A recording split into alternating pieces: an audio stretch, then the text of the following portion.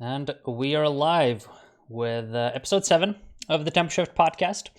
And we have a crowded one today for a very special episode. First up, to my left, we have a guy who is very hard to miss if you are an Overwatch League fan, a guy who you've probably read on the Upcomer, the guy who's responsible for pretty much all the latest leaks and breaking news in the Overwatch scene. How are you doing, Yiska? Pretty good, thank you. Below him, not responsible for all the leaks.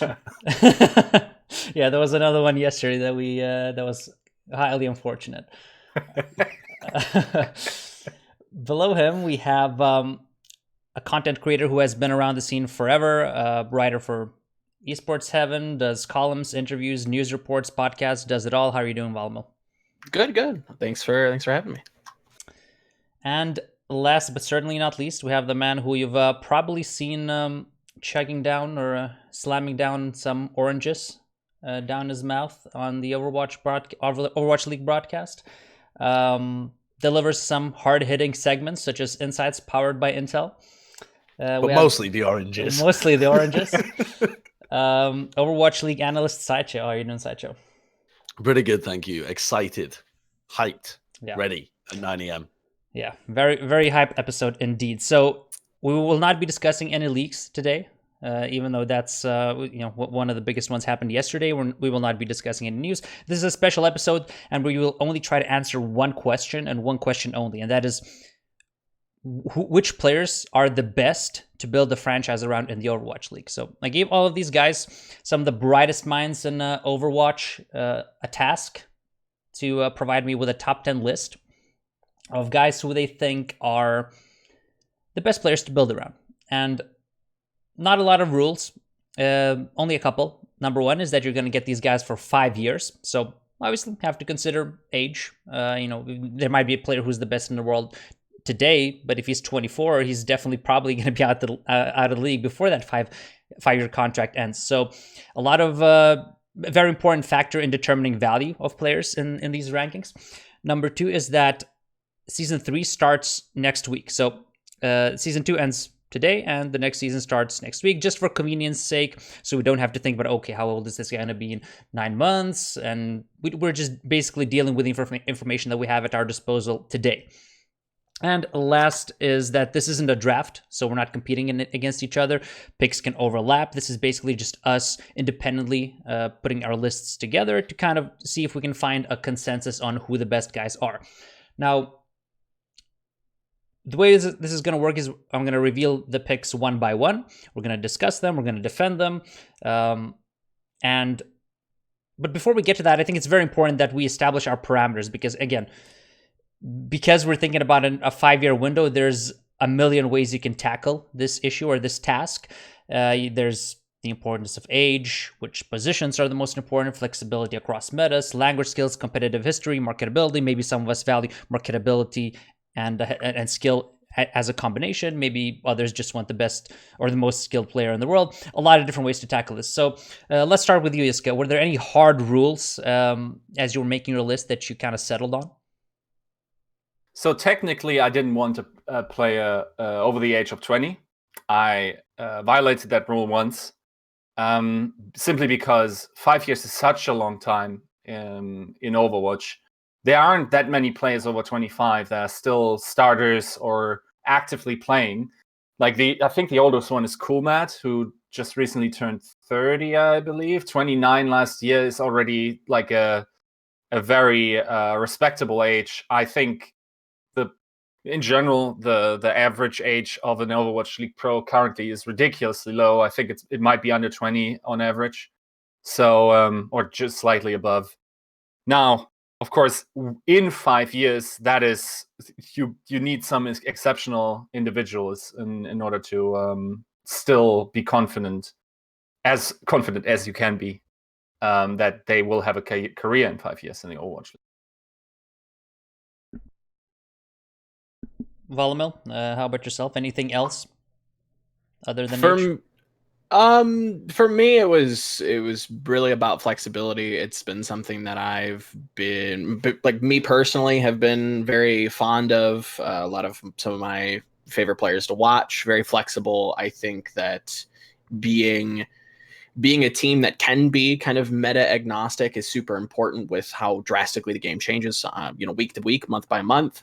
Obviously, I think that could change. I think that parameter could change with the reported changes, but for the most part, I think it's a good pillar to kind of stand in and build a team around, and that's kind of what my central thesis was. Mm-hmm. And I knew that these nerds would be going with the most hardcore picks imaginable. So my philosophy coming into this was incorporating age and flexibility to some extent, but more focusing, I think, on the more like realism portion rather than idealism portion, I think. So like you are actually in the Overwatch League and you are picking a franchise star. So you're going to want to build your brand, your marketability around this guy, whoever they might be, or girl. And you are trying to make sure that you've got somebody that might work in a multitude of different teams. So somebody that would be able to work if it was like an English-speaking team or something like that. So I tended to pick people who are people that define a team's style, or that I know will be leadership figures within the team, that I know I can build other people around and have a cohesive team, and also somebody that functions in mixed roster teams as much as possible. There's a bunch of just people who have only played in Korean teams and are so incredible that you have to pick them. But I tended to pick more people that would be able to work in a variety of roles, because over the course of 5 years, I mean, who knows what's going to happen? Yeah. Yeah, I think that's a great parameter to have, because if you think about it, like a good example is if you were making this type of show a year ago, like Fisher would probably make this list, right, or be somewhere in the vicinity, right? But that's where you kind of have to consider the fact that, well, what is his competitive history? His competitive history is he's flamed out of several teams. He's on his third team in a year, so probably not a safe guy to bet that that's gonna be around in 5 years. And lo and behold, he's out of the league by stage 3, right? So that's definitely something I considered as well. You were gonna add something, Yiska? Yeah, I definitely have been of the opinion that hybrid rosters will be the way to go. Mm-hmm. Just their modularity in terms of roster building, just being able to take top talent from an international roster, that certainly weighs heavily. And hence why my list would be very different from who's the actual best player in the world and will I project to be the best player in the world, because I definitely value being a Western player, for instance, or also already having experience in playing international rosters, not just the experience, but also having a proven track record that they can work in international rosters. I definitely considered that as well. Mm-hmm. Yeah, I mean, that carried weight in my list as well. But what I was thinking mostly is that if this is my guy that I'm really going to build around, I cannot miss on this guy. This has to be a sure thing, and it doesn't have to be a player that's going to be the best player on my team 4 years down the road, but a guy who I know will not be benched at any point, right? So also flexibility, just like Volamel said, is extremely, extremely important. I have to know that this guy is going to be my second or my third best guy even a couple of years down the road. Obviously, you never know, but I want, there has to be a good chance that the guy is going to be there. So with that in mind, I started going through positions. So were there any positions that you guys kind of excluded or prioritized? How important was flexibility overall? What did you think in terms of positional categories? I almost categorically excluded tank lines. I think if I project where Overwatch will go, the changes will be the most severe in that department. Also, they have been the most severe. We've seen a lot of people dropping out, even though they were like outstanding talents such as Miro on those positions. I think the focus of there are very few players who really have all three current main tanks down to a high level. And as such, I think it will remain that way. And I also don't think main tank is that sexy most of the time in most metas. So I also exclude them maybe as a minor point from a marketing perspective. See, for me, I went almost the complete opposite. I think that having a solid main tank makes a great focal point for your team. And it's one of the most important roles to really nail. And if you get somebody that has a track record of being able to grinder hero, so that maybe they're not the most incredible player in the world at it, but they're always going to be at a reasonable level with whatever they pick. They're not just a specialist in one role, right? They're not like a Gesture who struggles on Reinhardt, but is incredible at the Orisa and the Winston.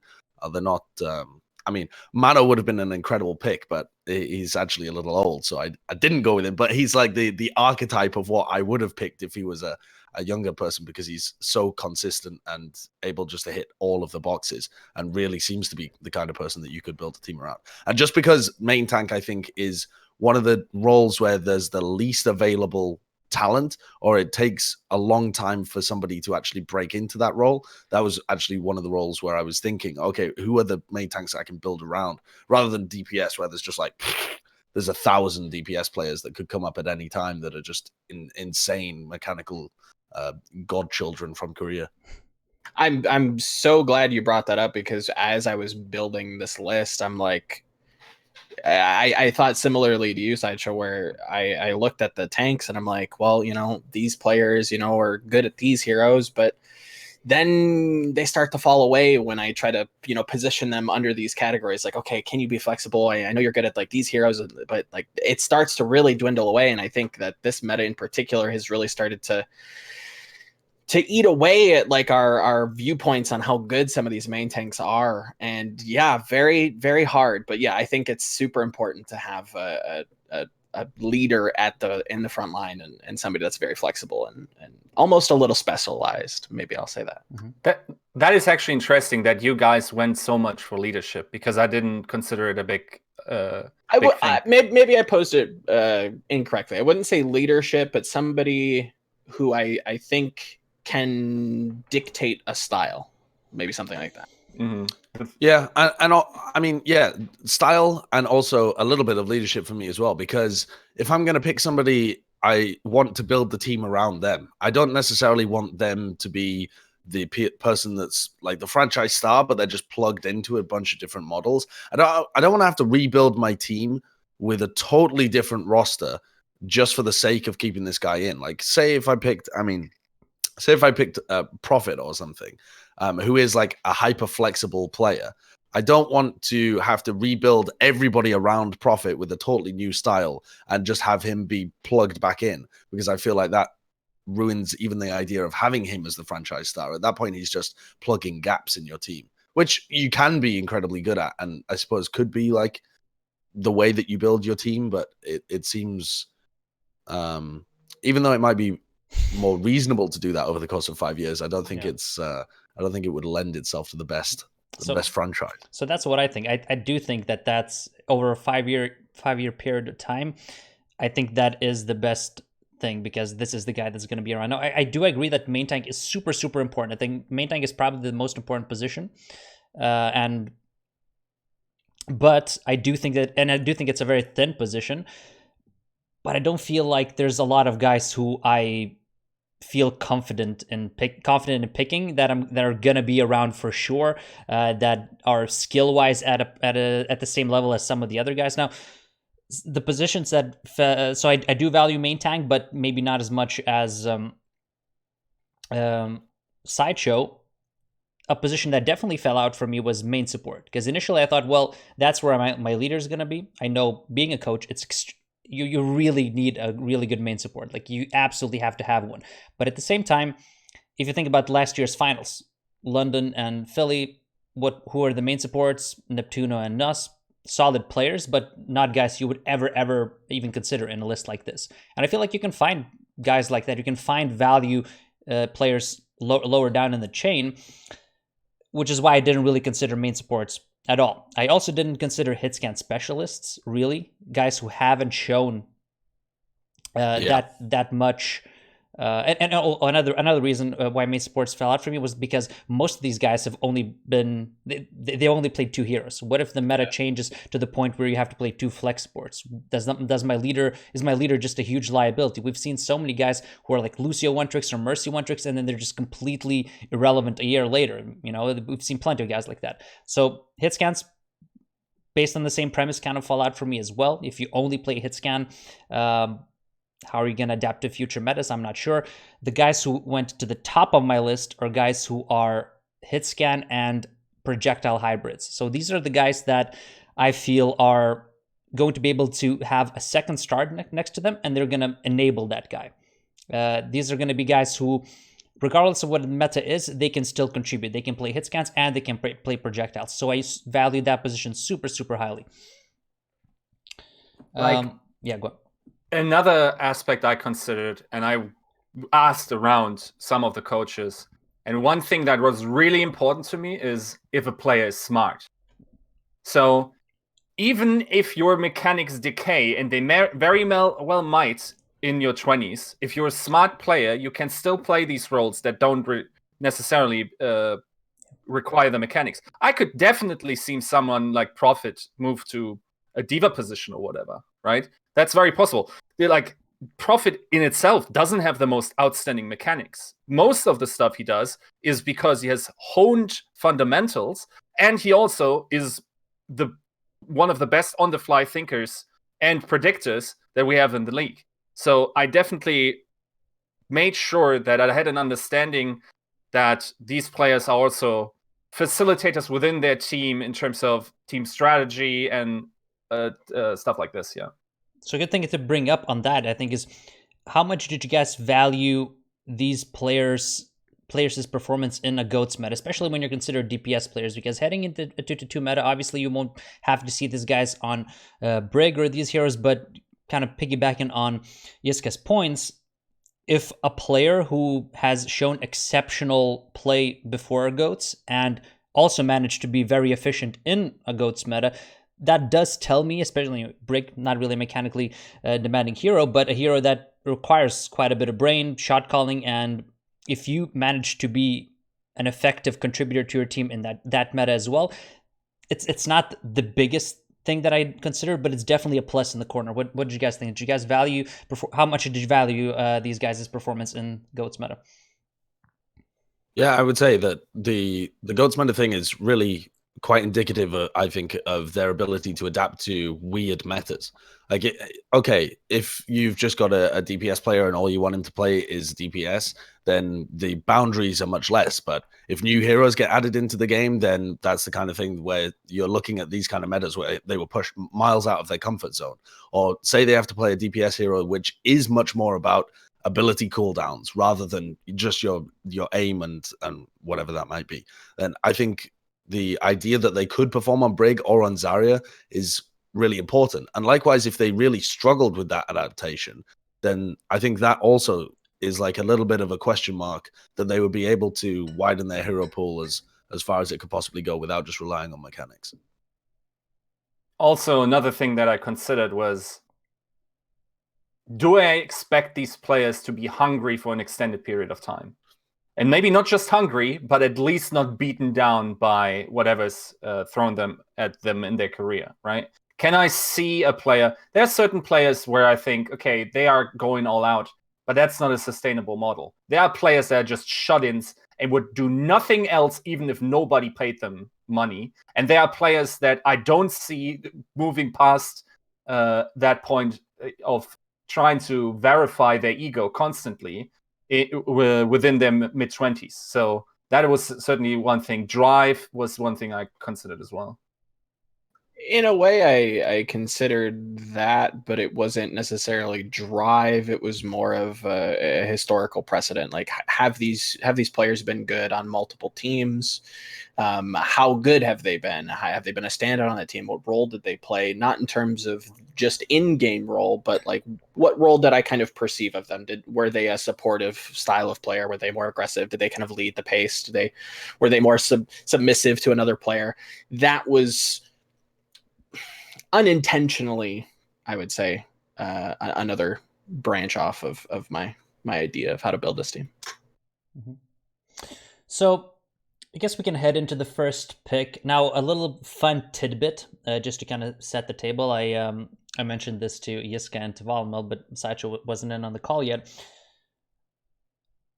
Just in our top fives, everyone has at least one guy that no one has even in their top 10.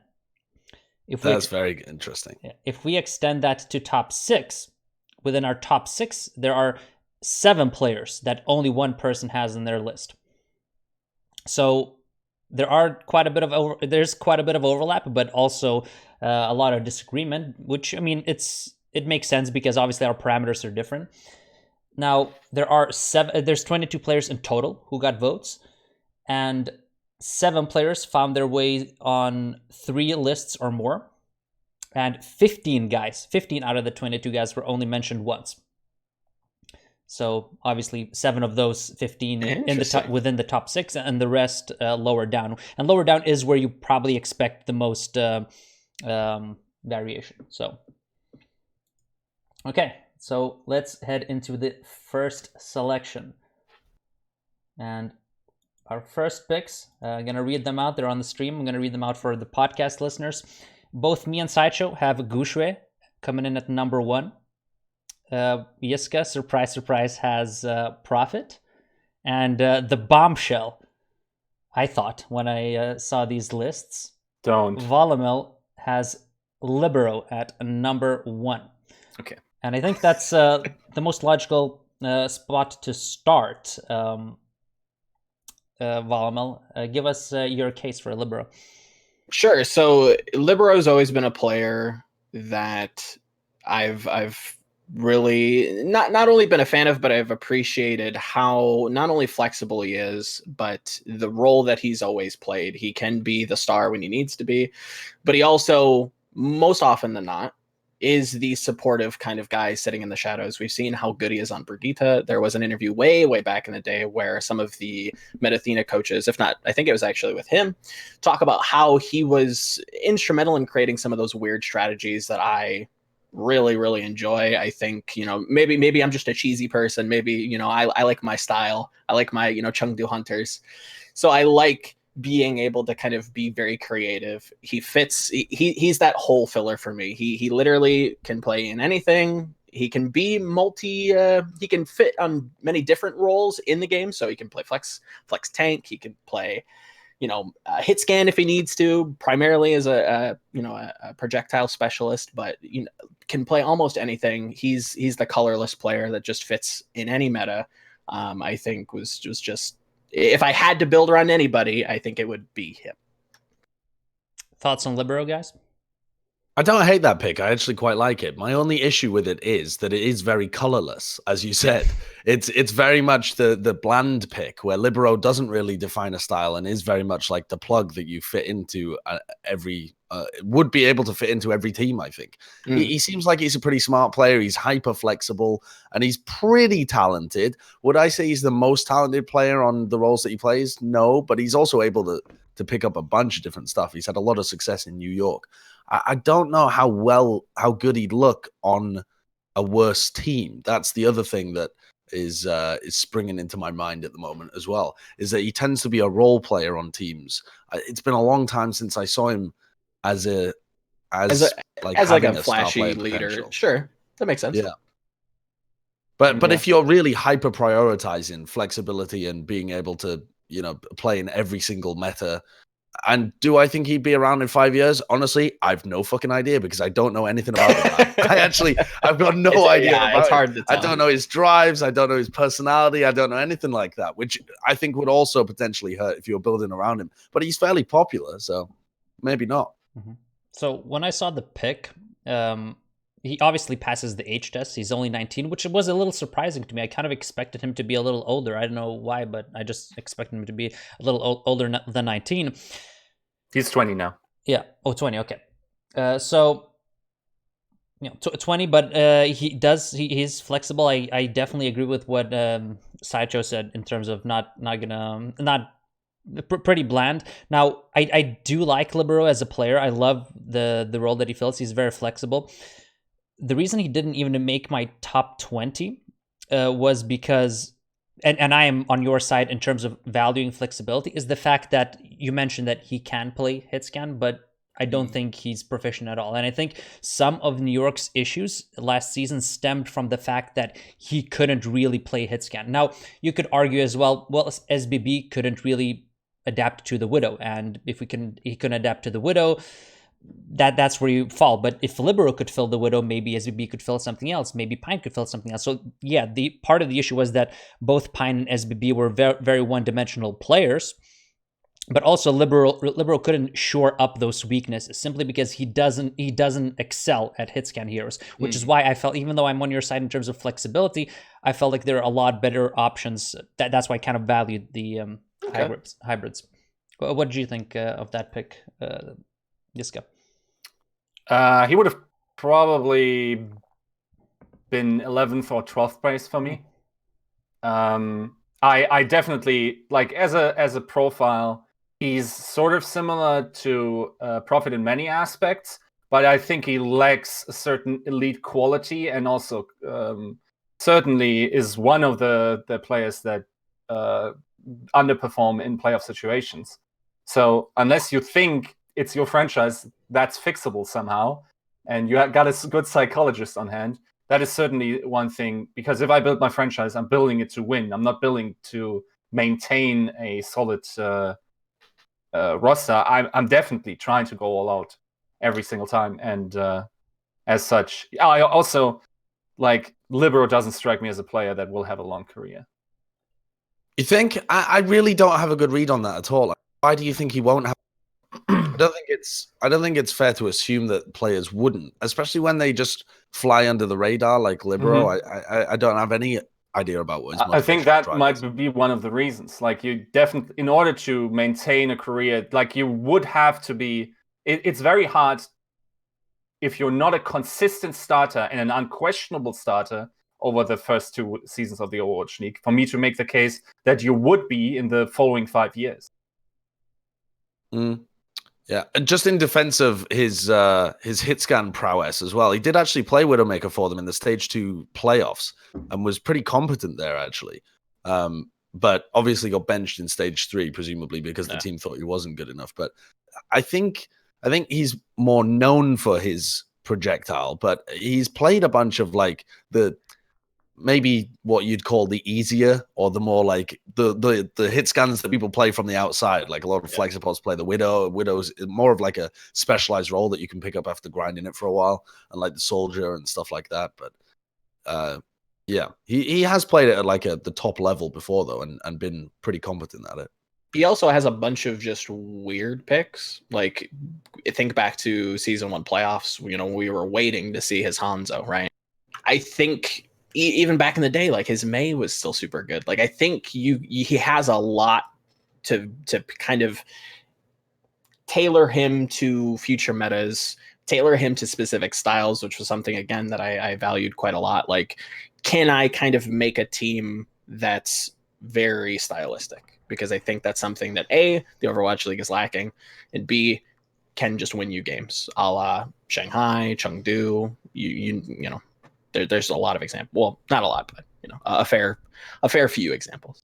I mean, in hindsight, I probably would reevaluate and put him in my top 20. Not as high, but yeah, the fact that he did survive and did pretty well in the GOATS meta also factors into this, I think. And there's some guys sort of in my top 20 that don't really pass the test in that regard. Now, moving on to the next pick, let's start with you, Sideshow. Make the case for why I am correct with this pick. I'll argue for you as well. I think Gooseray is one of the most interesting examples because he doesn't have a long history of being hyper successful, which is the downside to him. But he just has so much going for him in terms of he's a star player at the moment on his role, and he's been able to pick up the Reinhardt very, very quickly. So he started on Winston. He's been in a mixed roster team and still survived and been able to perform at the top level. That is huge for me. That just shows me that he can work in almost any team circumstance. He's on a team full of Koreans. Lord knows what language they speak, actually. I can't wriggle the information out of anybody. It seems to be some kind of hybrid between English and Korean whenever you ask people, but I don't know how Gushue is surviving in there. And presumably there's some words that they've kind of portmanteaued or whatever from Mandarin, but I don't know what the system looks like from the inside. But the fact that they've managed to integrate him in is phenomenal to me and speaks to Gushue. And the fact that he's still able to have such a large amount of success and be coordinated within his role, I think is huge. But also just the marketability aspect of having a Chinese player as your franchise star. And if you were going to tap into China and wanted to build a kind of Chinese team and tap into the #1 region for Overwatch, then you wouldn't be able to pick anybody else, I don't think. There is no other Chinese player you would want to build around at the moment. It would only be Gushui. And the fact that he is a very talented player and also has a lot of experience playing on, or not a lot of experience, but has at least one incredibly notable experience playing on a mixed language team, means that I would feel insanely comfortable from a marketing perspective building around him, because he was the most popular player even when the Spark was shit in the bed as well. He was like the most popular player from China. He seems pretty personable as well. Like, he interacts well in interviews and this kind of stuff, and is also pretty young. I mean, the guy's only 18 years old and seems like he will continue to improve. So from like a hybrid approach, from like the marketability, and also from, I think this guy can survive in a bunch of different teams, I feel pretty good about Gushui. Mm-hmm. I mean, to add to that, because I completely agree with pretty much everything you said. I think you nailed it in terms of everything. So to reiterate some points, in terms of him adapting to the Spark and being the lone Chinese player in a full Korean roster, like, that gives me so much confidence in this pick. And simply because of how well he's been doing as well. If you look at stage 1, their Reinhardt goats were awful. But by stage 2, they improved tremendously. A tremendous amount. And communication is such a huge part. And the reason why they improved, I think the biggest reason, is that Gushui wasn't out of position as much. Their trades were a lot better. I think if you look at stage 1 and stage 2 games, incredible difference in Gushui's performance and how the team played around him. Obviously, Winston, I think, best in the world.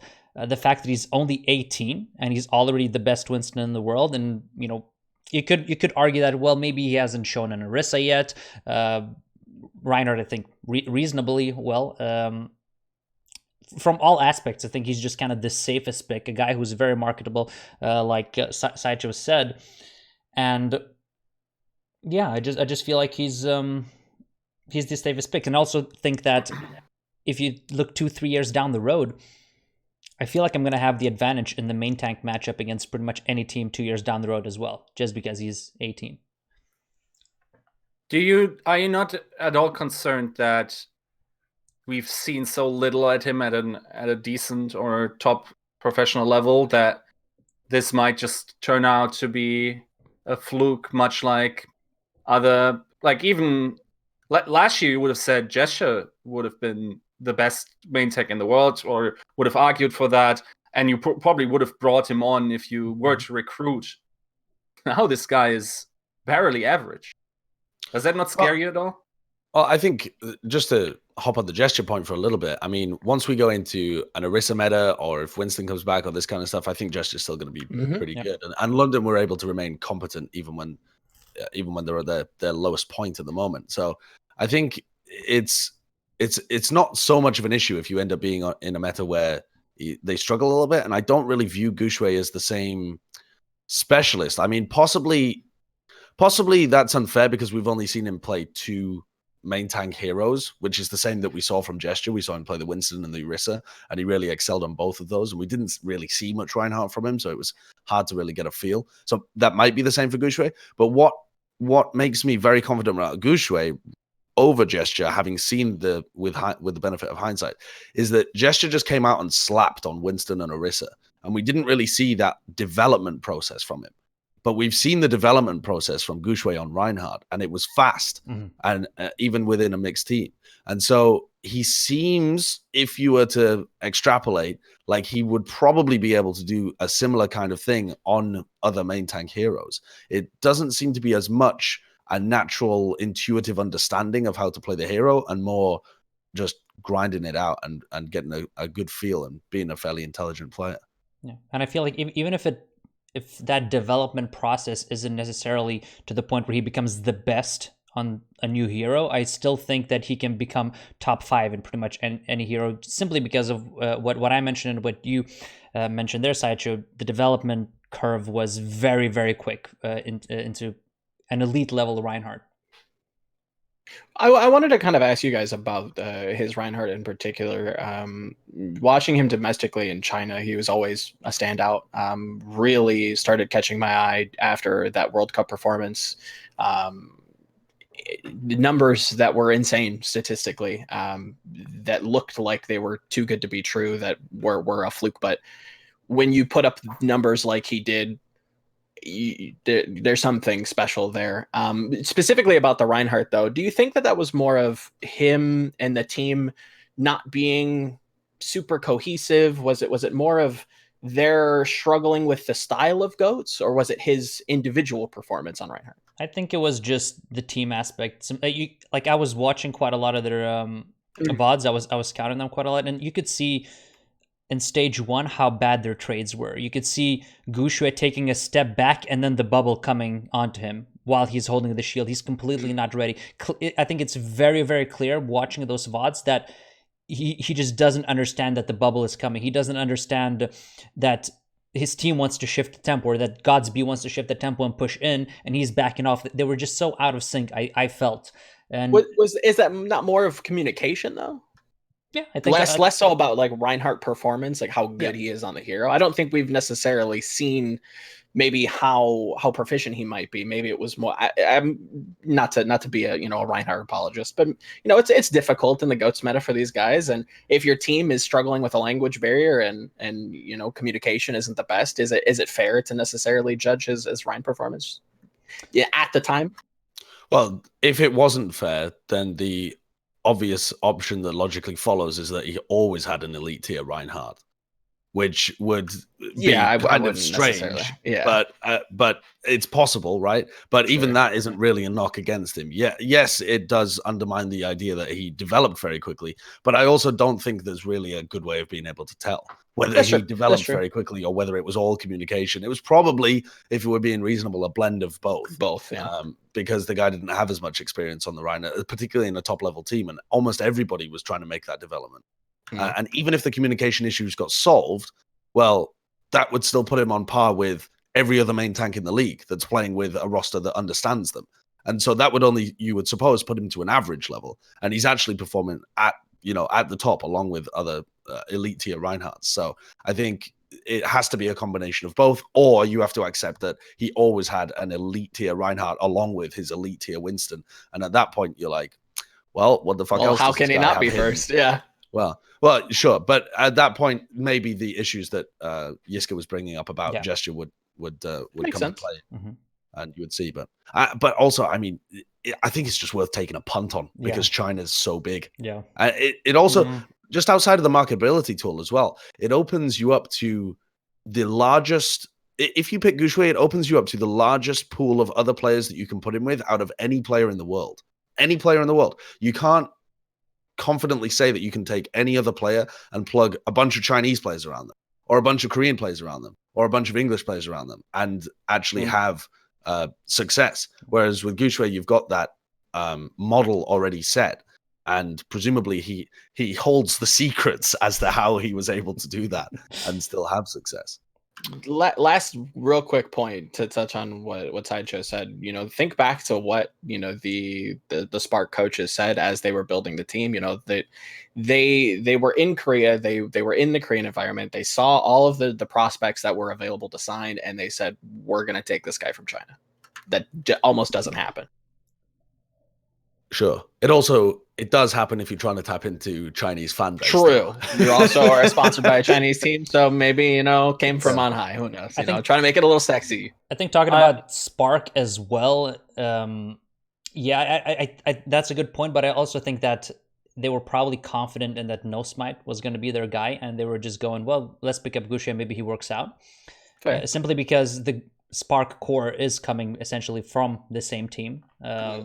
And No Smite was part of that, and he was relatively successful. Now, obviously, he hasn't worked out. He didn't perform at all in stage 1, which is why Gushue took his job. But I would speculate that heading into the year, that was probably their mindset. That we're gonna roll with No Smite. Let's take Gushue, low risk, very very high reward. Clearly, as it has paid off. Now, last one, the best player we have mentioned plenty of times but not exactly discussed is Yiska's number 1 pick, which is surprise Prophet. So I didn't see it coming. Yeah, there was no way of seeing it coming. Yiska, why Prophet? So I mean, it's not just a meme for me that I think that Prophet, when it's all said and done, Prophet will be the greatest player of all time in Overwatch. I think he already has started that tenure. I also think we're probably not highlighting him enough this season. Once again, didn't see any ballots putting him on. He probably shouldn't be an MVP candidate at this point, simply because he wasn't probably the best player on his team. He still was very, very solid. He basically plays pretty much everything. The breadth of his skill set, from hit scan to projectile to playing aggressively, playing defensively, to playing around someone that's hot, being the one that's hot, that is not going away, and it hasn't gone away in the 2 years that we've seen him play. If I want to build a franchise, then I'm picking up Michael Jordan in the first 2 years he hits the NBA, and that's simply I couldn't argue against it. My worries with Prophet have, I've still got him in my top 3, right? So I'm saying my worries with Prophet, but the reason that I didn't put essentially is I don't know how the guy would work in a mixed roster for starters, but that's kind of tangential. It's not necessary because Korea has such a deep hero pool, deep talent pool. But okay, but this year I've been a little concerned with Prophet, and Monty still believes that Prophet should be an MVP pick this year because he's kept London in it. Because London haven't had. They desperately needed someone to fill in a brig role at the beginning when Birdring was trying to figure out Zarya. And then when they decided that Birdring wasn't the right pick on Zarya, Prophet went over to that and he was able to fill that role. But I've been concerned with Prophet playing heroes that are more to do with ability cooldown usage rather than to do with, I have space, let me actually go in and make stuff happen. Particularly because it's a DPS hero, the Sombra was a puzzling one to me because it seemed like that would be one where he would be able to pick it up, but he really struggled on it, I think, and didn't look particularly competent. And I think that seems to be more with, I think he's a very smart player coordinating around his team and understanding what needs to be done. But the way that Sombra works is that you're in more of a leadership role. You are the one that's communicating what abilities have been used and how to maneuver the rest of your team. And Prophet struggled with that, I think, along with keeping it all in his brain, how to use all of the cooldowns and get the most out of the hero. And then he wasn't also a star Zarya, whereas we've seen other people come from the DPS role and really hone that. How much of that was down to London Spitfire shit in the bed as well? I'm not really sure because a couple of teams shit the bed and still looked like they had incredible Zarya players. But Prophet looked like he was really competent and has a fantastic hero pool, but slightly concerned with the more ability cooldown focused heroes compared to the ones where he can just frag out of control. Mm-hmm. I think I agree with pretty much all of that. I think the fact that he can fill different roles, I think what you mentioned in terms of Birdring starting on the Zarya and moving to the Brig, if Prophet wasn't as flexible and wasn't willing to go to the Zarya, I think London would be completely screwed for the entire season. Yeah, they dropped off during stage 3, but they were very solid in the first 2 stages, relatively solid at least. And even in practice, I think other teams have mentioned that they were very, very solid in practice heading into the year. Now, obviously, there's a lot of issues with London. They're very volatile, but I don't think it really stems from Prophet. I think Prophet solves a lot of their problems in a lot of different areas. And then in terms of his Zarya, I think it's a fair point, the fact that he hasn't picked up the Zarya to the point where he has the same impact he had last year on Tracer and on other DPS heroes. But then if you balance it out and think about, well, those players who have really, really excelled on the Zarya this year, how close were they to Prophet's impact last year, right, historically? And I think it balances out to the point where Prophet is ahead of the curve because he's serviceable, he's decent on the Zarya, he was able to fill that role, and he is a carry on a lot of other heroes. It is, I think, a little bit concerning the fact that he did pick up Sombra, like Sideshow mentions. He obviously did hit the bench towards the end of stage 3, I believe. So that is a little bit concerning to me as well. But I feel like he's such an impactful player in on pretty much every other hero that he's played, where he's had to honestly. I have to say, it once again looks like miscoaching on the London Spitfire once again. Like, it doesn't strike me as particularly good coaching to consistently switch around roles and it also hasn't historically gone well. If you think about the teams that have switched players around a bunch when there has been no meta switch, but just between them, those are the bottom level teams, like Dallas did last year, like Toronto did with Iron 37 and something. That is a problem of like committing to a roster, and then also it is then just that you're soft resetting these players, and you cannot expect them to play at the same level than these players like Vancouver Titans that have been playing these roles for God knows how long, right? So it's certainly something that I take into consideration. Does it concern you at all that his hit scan aim does not appear to be incredible? Like, he doesn't pick up the McCree or the Widow or the Soldier or a bunch of the heroes that rely on actually having not tracking, because his Tracer is, well, I mean, his Tracer isn't the most mechanically gifted. He's just an incredibly intelligent player with how he plays the Tracer. But a lot of the roles that are more aim reliant, he just doesn't play for the team. They give those to Birdring instead, even when there would be opportunities for Prophet to take it. They choose not to. Mm-hmm. Is that a hole that worries you at all? No, because if we actually get into a position where you need two absolutely proficient mechanical beasts, I can trust him to learn even an off-tank hero or flex support or whatever isn't as mechanically requirement in the moment. I think that, like, once again, the smart player can. There are roles in Overwatch historically since the game has come out that don't require as much mechanics. And I think he would be able to then switch to these roles. Could you also not kind of fill his gaps with somebody else that complements him nicely? So if you're saying he can't fill the hit scan DPS role, obviously depending on the meta, but couldn't you position him side by side with somebody, I don't know, like a DM or just somebody who, again, complements him and fills those gaps up? Yeah, I mean, that's the classic theory, right? It's just that Yeah. we haven't seen any metas that, I mean, I can't even think of why we would see this meta, but if you saw like a Widowmaker McCree meta or something, Sure, true. Prophet wouldn't really have a place. But it's fair to say those metas, I can't even think of the reason why that would even be the case, but maybe. Yeah, I feel like I'm more on the side of Yiska here in terms of I think he could pick up a lot of those heroes if he was given a little more time. His flaws with Sombra, I think he just probably didn't have that much time, and I do think there is a learning. I think a smart player should be able to learn Sombra, but I do think there's a learning curve there. You can't just pick it up like that. Yeah. And yeah, I just feel like most of the time we haven't seen him on certain heroes.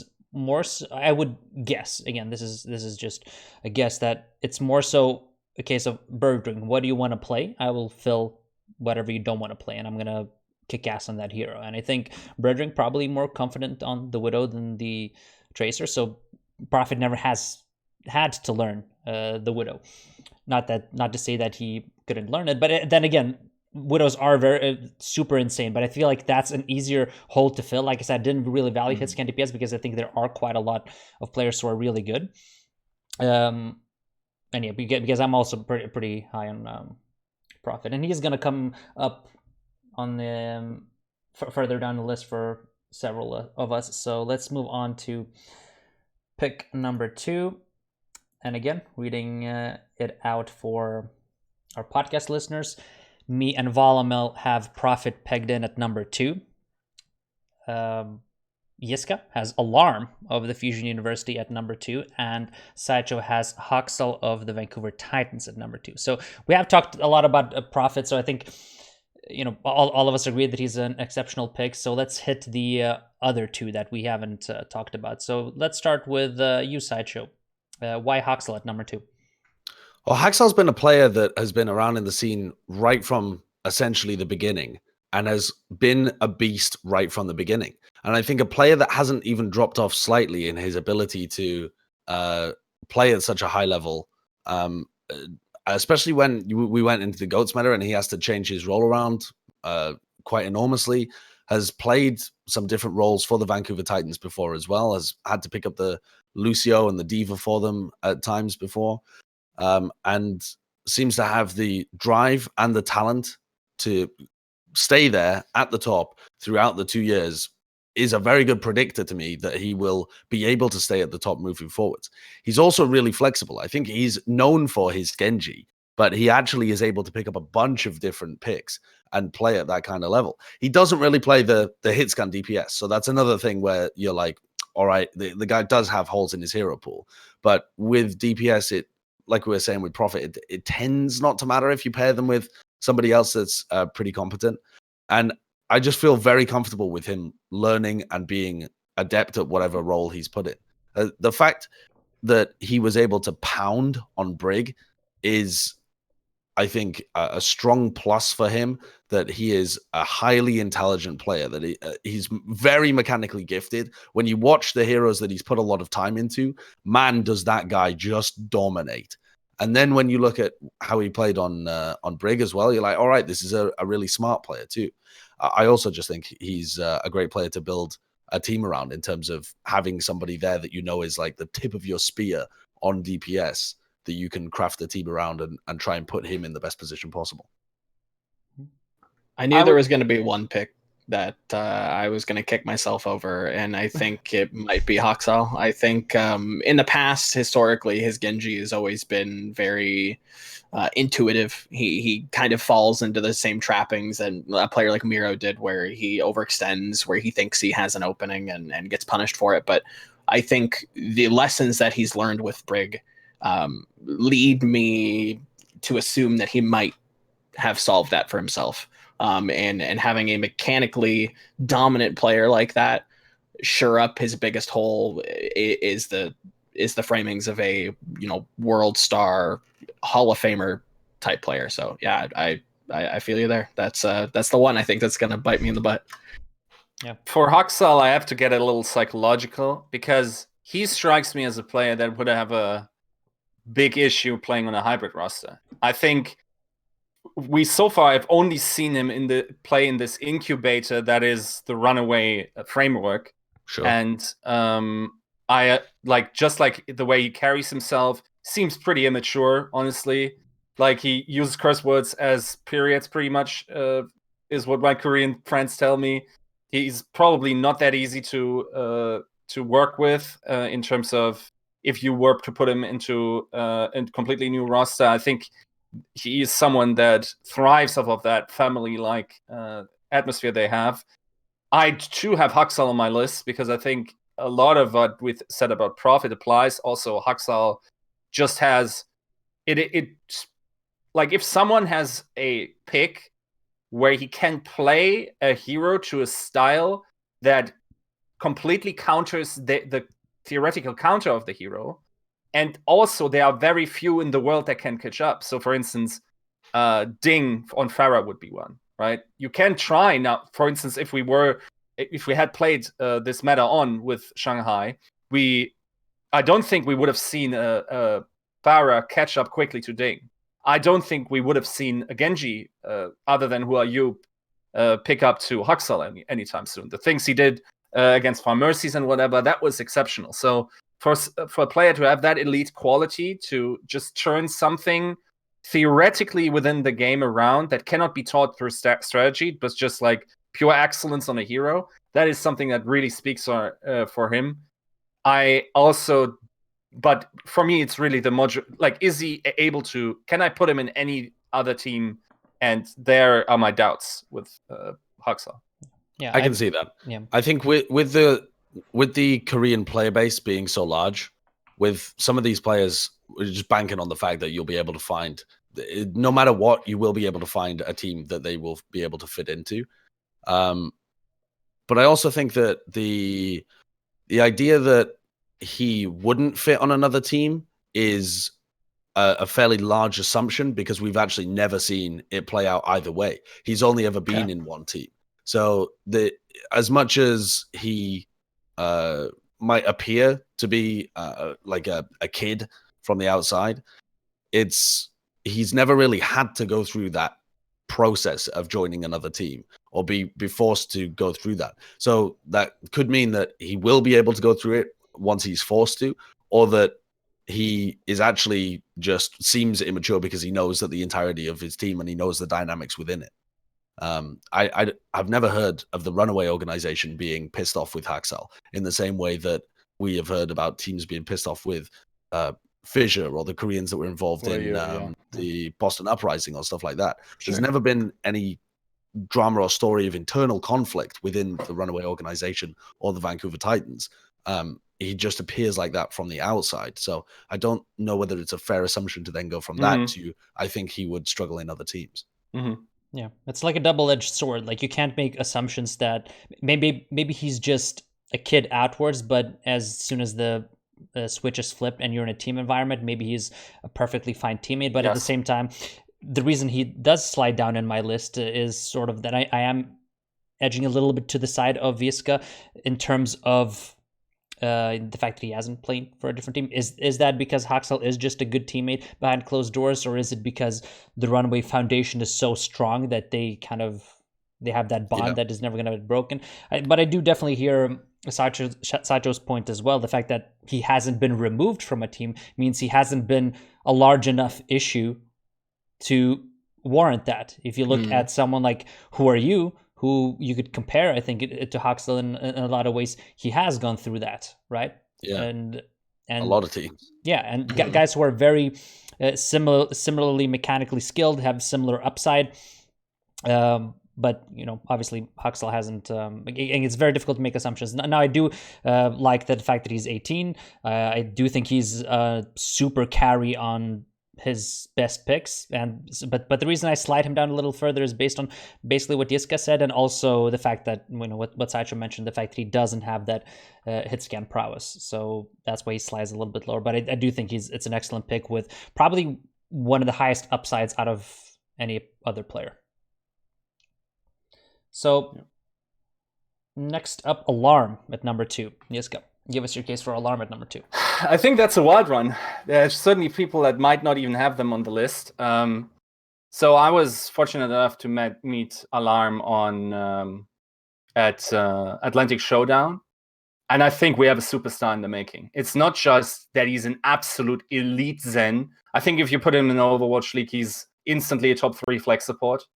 But the way he carries himself is like, if we can sort of facilitate content around him, I think we might have our first bad guy, like Showman, in that regard. He just has a certain swagger about him that will, I think, hit the Overwatch League like a big explosion, like a bomb. And also, just he plays on a hybrid roster, has been playing alongside 2 different main supports now. He consistently carries ridiculously. Yes, it is in contenders, but also seeing just his calm and coolness at the Atlantic Showdown, I don't think you can get this kid in a position where he starts choking. I think it's not possible. I don't even think he would be faced at all playing in front of the Staples Center or whatever. Like, surely you could mention this as a counter argument that we haven't seen him on a world stage type of scenario. I think he's a freezer. He won't care whatsoever. I love the Alarm pick. I think he's an absolute beast. My only concern with him, and the reason that he is just the lack of history within the scene and experience at the top, like at the literal top. It does seem like he will be a mainstay within the Overwatch League for a long time and should be moved up as soon as he becomes 18 and will become a top 3. But that's it's all kind of extrapolation, and that worries me slightly if I'm going to be actually locking in the guy for 5 years. So I felt like he had to dribble down my list slightly just because I was unsure of my own confidence of the fact that he didn't have a track record that extends for a long time of him performing at the top level. But I think he looks like an absolute freak, and I think he's going to dominate for a long time. Yeah, I think it's very wishful thinking to think that he hasn't found his way on our lists. I do love the pick as well. Okay. Basically everything you said, I think it covers it. The reason he slides down for me as well is the fact that we haven't seen him in the league yet. But again, there's so much upside. I do feel like there's a path, and a very realistic path, to him being the best flex support in the league as soon as next year for Philadelphia Fusion and given them an incredible boost heading into next season. I think he is one of the most exciting rookie prospects heading into next year. And I do feel like the fact that Fusion Uni have gone undefeated for so long in North America is, I think, in large part due to him, because as you watch these games and these fights, there's so many fights he just pulls out of his ass that they should not be winning. Yeah. That's the truth. Yeah. I will also say the reason that he slipped so far down my list is because I thought he turned 18 next July, not the end of this July. So I was like, oh, you're going to miss the first year of having him. But that was just my brain. Okay, so you thought you would be tanking 1 year and you would have still put him on your list knowing you only get 4 years out of him. So if you knew when his birthday was, where would you have put him? Would you have put him higher? Higher for sure. I just, I don't know. I think he would have been in fourth or maybe, fourth or fifth place for me, something like that. Thoughts on Alarm at 2, Volamel? I'm not gonna lie, I can't. He was on the short list, but I couldn't justify it for a lot of the reasons you guys are pointing out. I think he will, but I can't. If I was to put this at a board meeting and say, look, I need money for these players, here are the reasons why, and I come to Alarm and say, he's a rookie prospect and he's never really played on, the biggest stage, and all of these questions, I don't know if I could justify it. I need personally a little bit more of a track record. He's played in contenders. He's looked incredibly dominant there. I need to see him tested a little bit more. I still think he's going to be incredible. I just don't know how incredible. I will also say this is an important factor. This kid will attract elite talent. He's in this group of players like Carpe and I think Jonak is even on there too, even though that isn't as applicable here because they play the same role. But Korean elite players want to play with Alarm. They are on board, and they are more on board on Alarm than they are on Jonak. And as such, that is a ridiculous vote of confidence for me, where I was like, okay, so you get Alarm, and then Carpe wants to join my team, and then also maybe who's another, like Erster or DM wants to join my team. That is just hypothesizing, right? But that is definitely, like, as a magnet, maybe I don't need to pay them as much because I can believably tell them that I'm going to create a championship team. Huge boon. Yep, very good point. Okay, let's move on to pick 3. At pick 3, we have Sideshow picking Profit. Profit coming in at number 3 for Sideshow. And then we have both Volamel and Yiska having Twilight of the Titans at number 3. And my pick that no one else had in their top 10s is Erster at number 3 that Yiska just mentioned. So I think that's a good place to start because that's, I think, the odd one out here, the one that we haven't discussed either, and none of you guys have.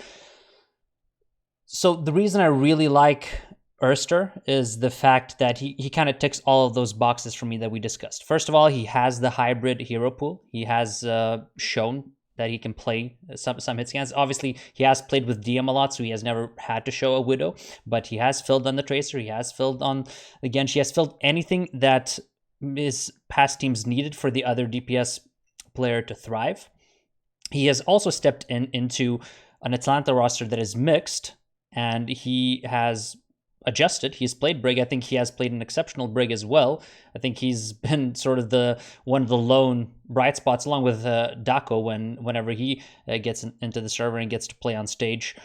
I think those are kind of the lone true bright spots for Atlanta, and I just rate him really highly because of that, because he has shown the ability to adapt, because he has that hybrid hero pool, and because he's only 19 and he has thrived in a multinational environment. What do you guys think about Erster, and why didn't you guys have him on your lists? I think Erster's he looks like a beast when I've watched him in contenders, and I was very excited for him. But at the moment, he hasn't actually shown DPS prowess outside of contenders, like Pacific for the most part. And then he was playing in China as well, right? So he's played in a bunch of areas where he hasn't really been tested or punished that much. He's been on a super team in a region that was not well, I mean, in some senses floundering. The Pacific region was certainly floundering when he was farming over there. But the Chinese region as well didn't really have anything outside of one team that was able to keep up. And so I think Erster just got to kind of dominate. Now, the fact that DM was his partner and was also dominating, but then came into the league and is dominating there as well, certainly speaks to the fact that Erster might be able to absolutely dominate if he was playing those DPS picks in the Overwatch League. But I haven't seen it yet. And I think until I see it, there are just other flex DPS players in the league that I have more confidence in. Others that are young as well. I do think it's great that he was able to play such a good brig and work within a mixed nationality roster. But I also wouldn't say that that's the most functional mixed nationality roster in the world as well. And I can potentially see some issues floating on down the league where we find out that there was some beef internally within the team. You know, Dako has been benched a couple of times for who knows what reason, which presumably is something about Dako, but might be just something about how Korean players themselves are working within that team. So there are too many question marks for me to have Erster in my top 10. Sure, it definitely makes sense because his body of work in Overwatch League hasn't been being stuck on Brig. I think that's a very fair point. I do feel like when he was in China and when he was in that team, he was you would say that he was probably the best or a top 2 player at least on that roster. And when you look at, just to put DM aside, look at the other players who have come into the league from that roster. I think everyone has performed really well. IDK has performed very, very well. Marvel and Michelle have certainly been very, very decent. And Erster, I think, looked like the shining star on that roster when they were over there. So that's why I have kind of a lot of confidence in the fact that he showed a lot of heroes over there, the fact that he showed both hit scan and projectile prowess. I don't need the guy to be my best player, but the fact that he provides that flexibility, even granted it hasn't been shown on the brightest stage, I just feel pretty confident with the pick, especially since he was a very serviceable member on the Brig. And I do feel like if you would place Erster in the place of any other Brig in the league, I don't think even the top teams, I don't think they would do worse with Erster in there. And in terms of him, maybe you don't really know how he fits in an environment simply because there have been issues in Atlanta. They haven't performed very well despite, I think, Erster doing well. So that hasn't necessarily translated to wins, but I don't, at least from what I've heard, I've never really heard anything bad about Erster in terms of him being a bad teammate. So okay. So I'm really making all these Team Z arguments here, but I've definitely heard that a decent chunk of Korean teams wouldn't give him tryouts, and he pretty much had to flee to Pacific in order to make it work. I heard certain teams, like the buyout was still very competitive from what I understand, but I definitely heard the opinion that we're not even going to give him a tryout. Interesting. Well, I haven't heard those rumors, but that's the interesting part of this as well, because you don't really know how these guys operate behind the scenes. But from what I've seen from the hero pool, just from a competitive standpoint in terms of the player that he is, that's kind of what I'm looking for. That's the mold of player that I'm looking for, which is why he came in that spot at and he's only 19. He just turned 19, I believe. So let me defend Erster here though, because I think for what the Atlanta Reign required him to do this season, he also played. I think if we look at playtime, he played a decent chunk of Diva. Yep, like Control specifically. You wouldn't expect a player that has this ego to completely swallow it, especially if someone else on your team is already rioting, right? You would expect him to go, "Oh yeah, I'm also in that," and then not to show up for practice and not to show up on the live server. He didn't seem to be doing that. I think he had a growth moment at the Atlanta Reign. And I definitely can see how he took criticism to heart and has been very much like where the Atlanta Reign needed him to be this season. Yeah. I mean, and that's sort of from the outside looking in, that's sort of the judgment that I make as well. And the fact that he has done everything that has been required of him, that he can be the one, he can be the enabler. And I think that's if you look at, I think historically in DPS metas at least, the teams that have been most successful, they've usually had one guy who's like a hard carry and then another guy that enables that. If we go all the way back into the Rogue days, like why was Rogue so successful? Because AKM could play two heroes that he was exceptional at, and Tvik enabled him, right? And I think if you look at the league today, I think that especially in a 2-2 meta, I think that still stands true. And the fact that he was very good on Brig, the fact that he could swap to other heroes, it goes back to the point that we discussed in terms of being a smart player and being able to adapt, maybe even reinventing himself into another role. If, say, my D.Va player or my off-tank player isn't flexible enough, say he only plays D.Va and the meta hard shifts to a Hog and he just can't play Hog, I would trust potentially Erster to fill that role and save me, sort of like Prophet can save London when they realize that, well, Birdrink cannot play Zarya in a Goats meta, right? So that's sort of my reasoning for that pick. Any other thoughts on Erster?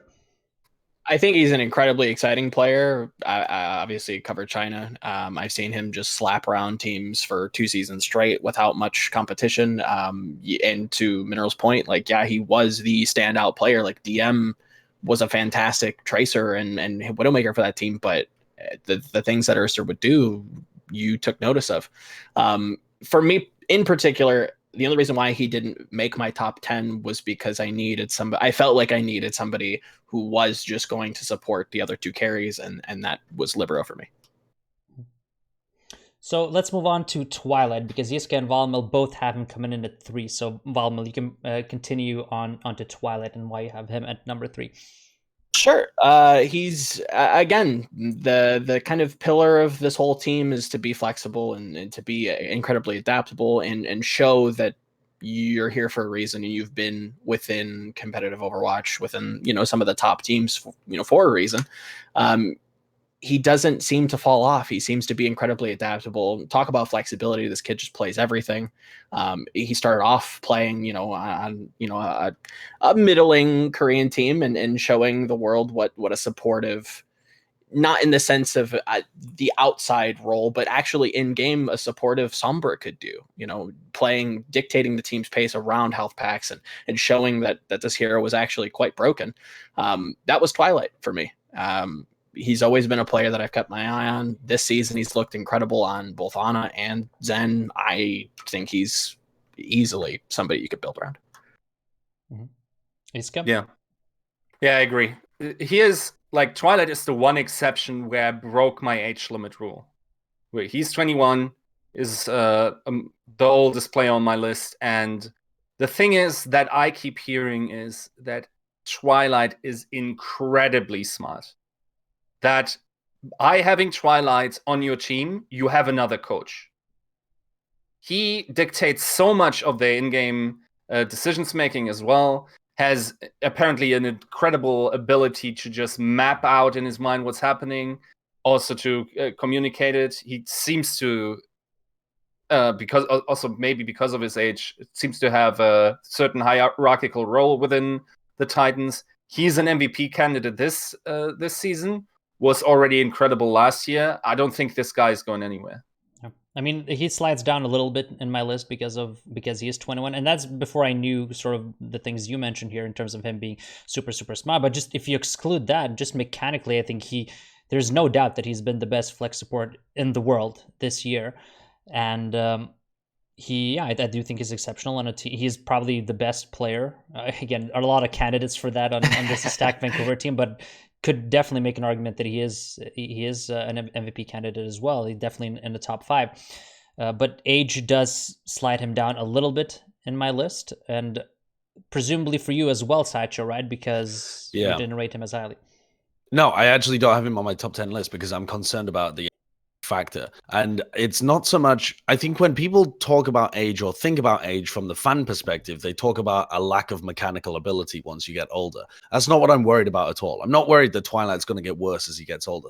I'm worried that he's not going to want to play anymore when he gets older. That is the number one killer for like my idea of picking a franchise star, is picking somebody that's going to be driven for the next 5 years to stay on top.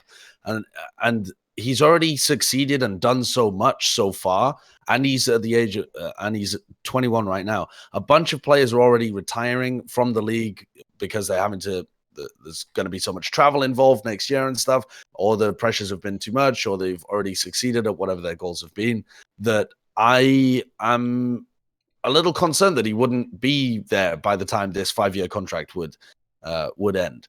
So I tended to pick players that were much younger and that I perceive as much more on the beginning of this trajectory of becoming a star. I'm not saying that Twilight's not a fantastic player. He would be my current season MVP pick, and I think the guy's freakishly good. It's just that I wouldn't feel confident picking him as my star moving forward, because I feel like he's more of a person that fits into whatever team as well and might not be there by the time it ends. Yeah, I think that's just the biggest concern. And beyond what you said in terms of drive, again, you can only speculate about that, but it is a reasonable point. And also just burnout. There's very few players who can play this game for 5 years and not just burn out. And he has had a long path here. He is 21. Do I feel like he's going to still be the player he is today when he's 26, which is essentially what we're talking about? You know, how many years of prime Twilight are you going to get, and how much is worth it? Now, am I going to get 3 years? Then actually maybe it might be worth it to get 3 years of prime Twilight, and then towards the end of that, it's going to fizzle out. But even then, you think, well, Alarm just provides so much upside and brings so much upside to the table that probably a higher pick. Obviously, Yiska did have Alarm over Twilight, and I think that's the case you make. Like, Alarm does look hungry. He is on the up and up. He's only 17, turning 18, and by the end of that contract, he would be 22, 23. So just a lot more, just a much safer option. But I do think if we were building a team to win this season or win next season, he's probably the number one pick for a lot of people. And the same way I think Mono would probably be one of the primary picks for most people, but because he is 23, he would be 28. He just kind of falls out of this conversation altogether for all of us. Obviously, spoiler alert, no one had Mono in their top 10. And Sideshow had Prophet. We've already pretty much discussed Prophet. Not much to cover there. So let's move on to the fourth pick. And here we have me and Sideshow picking Jonak of the New York Excelsior, Yiska picking Sinatra, and Volamel has Gushia here at number 4. So I guess we can start with Jonak. And we already mentioned Twilight. And for me, when I made this selection personally, I knew I had to have Twilight, Alarm, and Jonak in some kind of order. So for me, the biggest challenge was, okay, how do I order these guys and who do I prioritize? And I chose to put Jonak number 1 in that discussion simply because, one, he is a league MVP. He is popular. He has a skin in the game. He is a guy who brings a lot of marketability. Even though he doesn't have a personality, his personality is that kind of silent killer, and people still gravitate towards that because he has some kind of a cool element to him, right? Beyond that, I think he has struggled a little bit.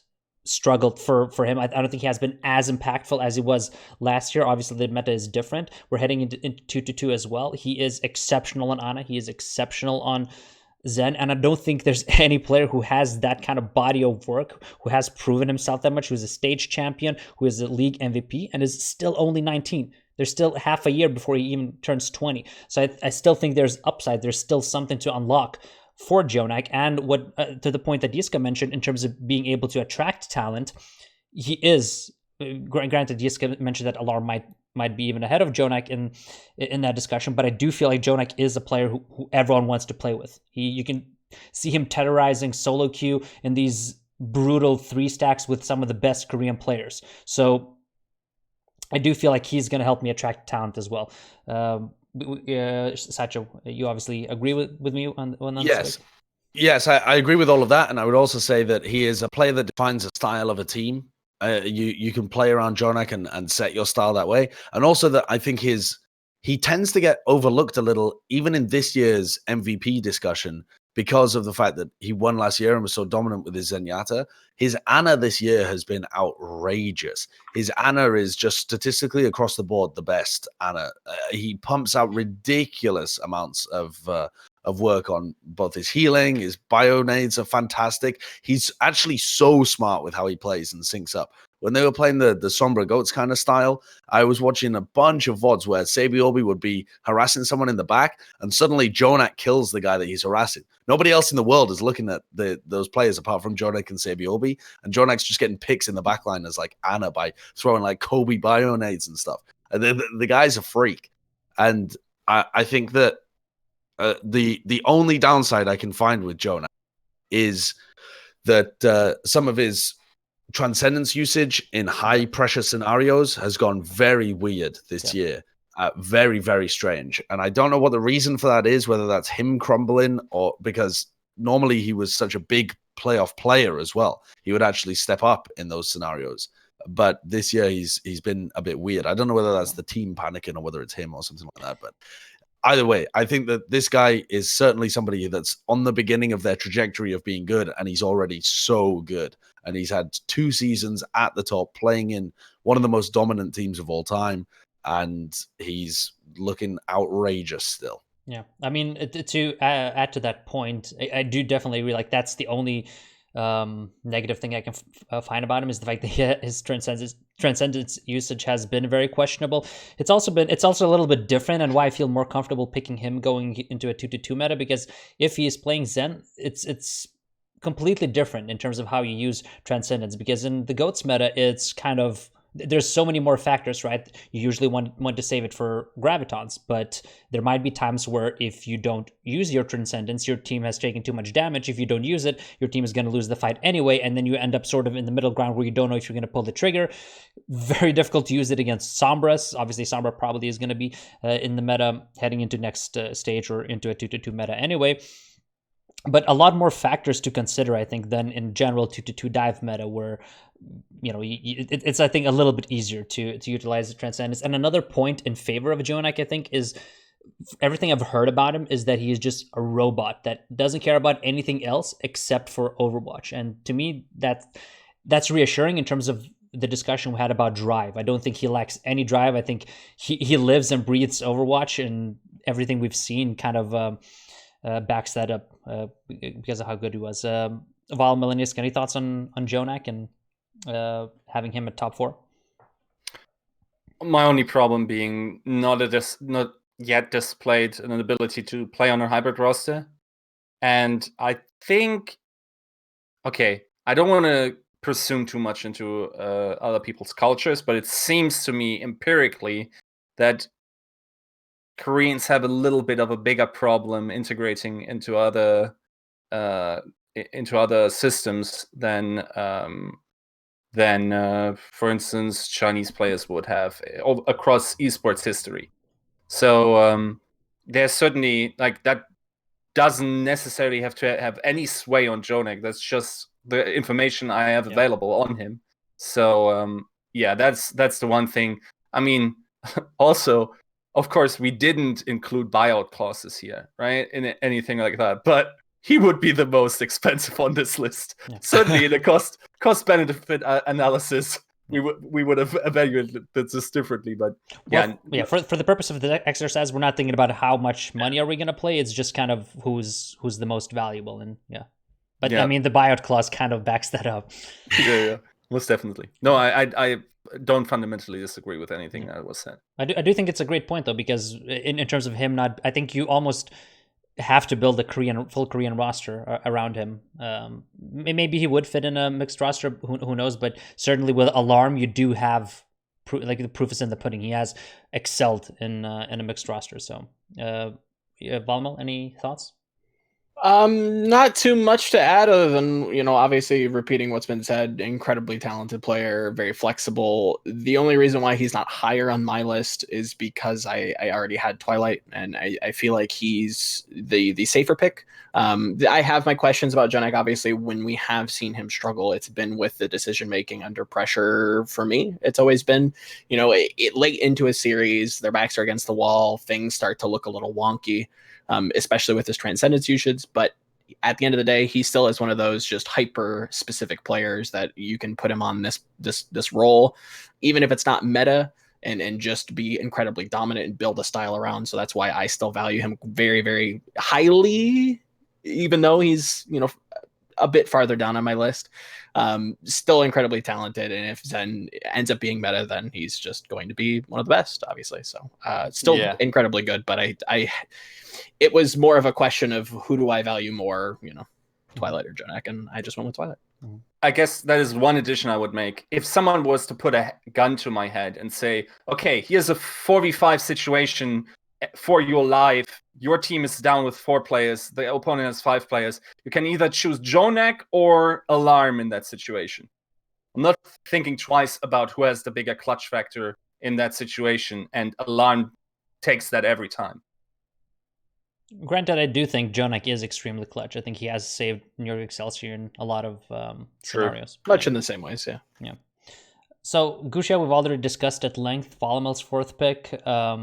So I think we can just touch on Sinatra being at number 4 for Yiska. So give us your case for Sinatra at number 4. Okay, that is the wild one out here, right? There's certainly people that didn't pick him.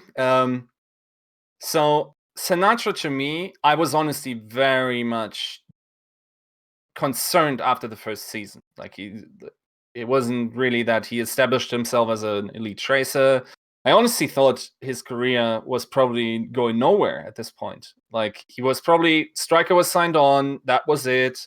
Like, as soon as we have a tracer meta, he's out. Whatever other meta, I'm not confident that he's going back. It's a hybrid roster. They could run, theoretically, a completely Korean team other than Moth.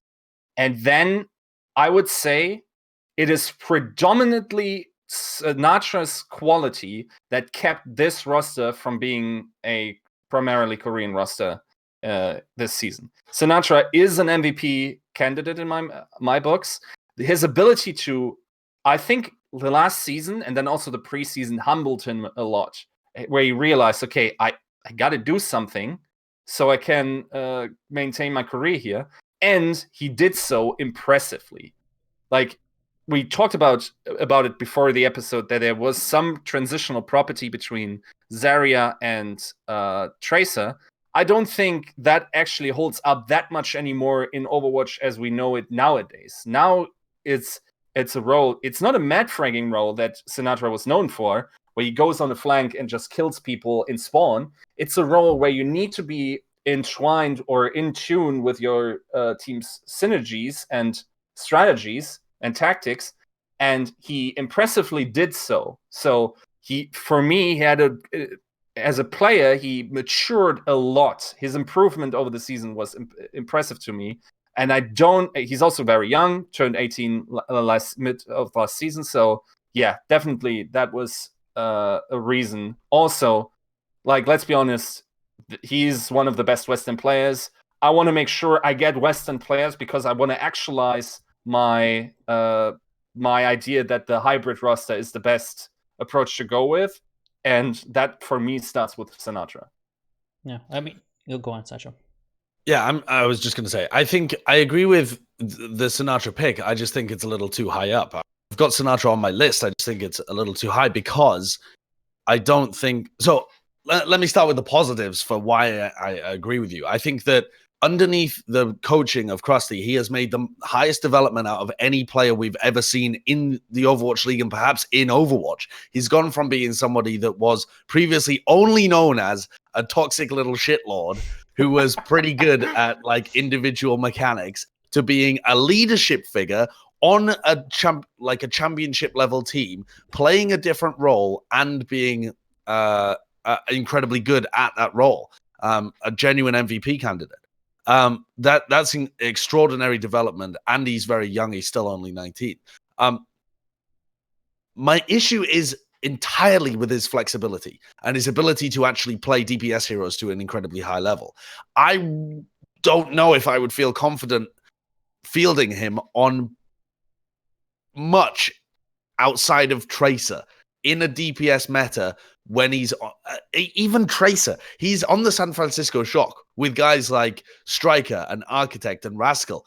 I'm struggling to find the place in that team unless he has made significant developments in his hero pool since last we saw him, which he might have done. but that would be a large assumption to say that his individual ability is enough to place him on the starting roster in a large amount of metas. Yes, we've only really seen him under Krusty in stage 4 as a tracer, where he made a big development. To be fair, he actually went from being a very individually focused player to a very smart player just over the course of stage 4 in how he was playing the tracer. And then we've only really seen him, to be fair to Sinatra, as a Zarya player. So perhaps if it had been a very DPS-focused meta, we might have seen him play a bunch of different DPS. But at the moment, we really haven't. And I would feel uncomfortable picking him highly on this list, even with all of the positives that I do genuinely see, just because I don't know whether he's going to be able to cut the mustard. Yes. Valdo, any thoughts? I think, particularly to Yiska's point, I'm not as high on hybrid rosters. I think the more that I hear on the outskirts of the Overwatch League, the more that I hear that culturally things just sometimes just don't work out. And I think you have to seriously vet the players. That's not something that I have the information to be able to do. Obviously, if I was a GM, I could figure that out. But I think for the purpose of the exercise, I tried to keep it within what I've known to work, and that's been mostly single language rosters outside of a few specific players that have shown to be exceptions. But other than that, yeah, I do think I agree with a lot of the points. He's definitely shown the most improvement, to Sideshow's point, probably out of anybody that I've ever seen in Overwatch. Yeah, I think he is a very good player, just not correct for my team. Mm-hmm. Yeah, I pretty much echo everything you guys said. I think what is really encouraging about Sinatra and why he also makes my list is the fact that he has matured so much. At least from the outside looking, it looks like he's matured a tremendous amount, and he's still only 19. Based on what Yiska said as well, the fact that he has thrived in the mixed roster, that helps me as well. The fact that if you really make a list of Western DPS players, he's still, granted there are hero pool issues, granted it's difficult to see him excelling in the next meta, considering the beasts that he has as teammates on the bench. I still feel like he's one of the better Western players. I think he's very popular. You can build your brand around him as well. Yeah. And granted, I don't want to put too much value on the GOATS meta, but maybe if performance in GOATS meta factors 10% or 15% of my decision, that 10 or 15%, boy, did he impress in that 10 or 15%. I think if he finds his way into the starting roster for Shock heading into the next stage, if he can reinvent himself, and he doesn't even have to excel. If he just plays on stage and the Shock go 5-2 in stage 4, I don't see how you can, even if they don't, again, there's no stage finals, but 3 stage finals appearances. I think the best Zarya in the league. I don't see how he's not the MVP this year. And if you think, if he wins the MVP, which I think he probably will, same thing as Jonak. Huge increase in popularity. Definitely a guy you can build around. I do have worries, like Sideshow said, in terms of his hero pool. He does have a very good Doomfist, but yeah, it's difficult to pin where like this is where Sinatra is really, really good. These are the heroes where he's definitely shown that he can excel. I do think he's flexible to the point where he can play them. Can he be the carry? Can he be the second best player on the championship roster on a DPS pick? I'm not sure. We have to see. We have to see what he's added to his hero pool. It's going to be interesting to see. Can my team win with him as like the 3rd or 4th best player? Definitely. I think he can definitely do that. And the fact that you can build a mixed roster around him as well gives me confidence in that pick as well. But yeah, I do think that Sideshow's concerns are definitely valid. So he kind of slides down from top 4 for me as well. Any closing thoughts on Sinatra before we move on? Not personally. Okay, let's head into pick 5, where I have Alarm coming in at top 5. We have Sideshow with Bumper, and Volamel with IDK, and Yiska with Space of the Los Angeles Valiant. So number 5, Woo! very, very juicy. Right. I think I'm going to mostly stay away from my pick. We've already talked about Alarm a lot. I kind of discussed why I put him slightly lower than Jonak. It's mostly the marketability aspect, the fact that we haven't seen Alarm, but definitely someone who is exceptional, so we can skip over Alarm. Boy, where do we even start? How about Yiska with Space? Okay, so Space, top performer on the off tank role, has also been part of this improvement process. Has demonstrated to me that he can be a team player in terms of taking a step back, maybe in order to improve the team. So I'm never going to have any team chemistry issues with him. I think he does speak his mind to the point where he makes himself heard, so he doesn't get overrun, which sometimes is also an issue with these star players that really don't understand that they also have some power behind their say and should dictate to a degree where the team is moving. I think he's already pretty mature in that. Did I mention that he? Yes, I mean hybrid roster ability. Also, once again, I have to say, like, I value that. Like, if I want a Western or a hybrid, an international team, then the Americans are the ones I'm building around. Yes, we probably don't have the audience in that regards in terms of the sheer numbers. Like, it is about the quality and the amount of money that the individual user pays first and foremost for my franchise, right? If it's about my economic bottom line. So they're like getting the American audience. He will probably always be a starter on Team US as well. His market current market value is already pretty high, I would say. He comes off as marketable, even though the Valiant have other people that they currently can market, like Custa, whatever. But in terms of as a player, I think he also has shown that he is an incredibly smart player that can, and on top of his internal attitude towards improvement, I think I could throw just about anything at him as well. Probably doesn't have the mechanical prowess there, but I think from what I've seen, and I've talked to the coaches for a bigger feature piece, I think this guy could actually develop not only into a glue guy, but into an actual leadership position where he becomes someone that facilitates his team to be better than the parts that they are made up of.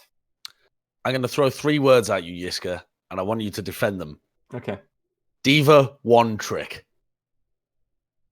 Well, he only has shown that. I mean, okay, he did play Sombra. Yes. It wasn't good. Yes. So my issue is the team has kind of attempted to run Space on a bunch of different stuff in the past, and it's always fallen through.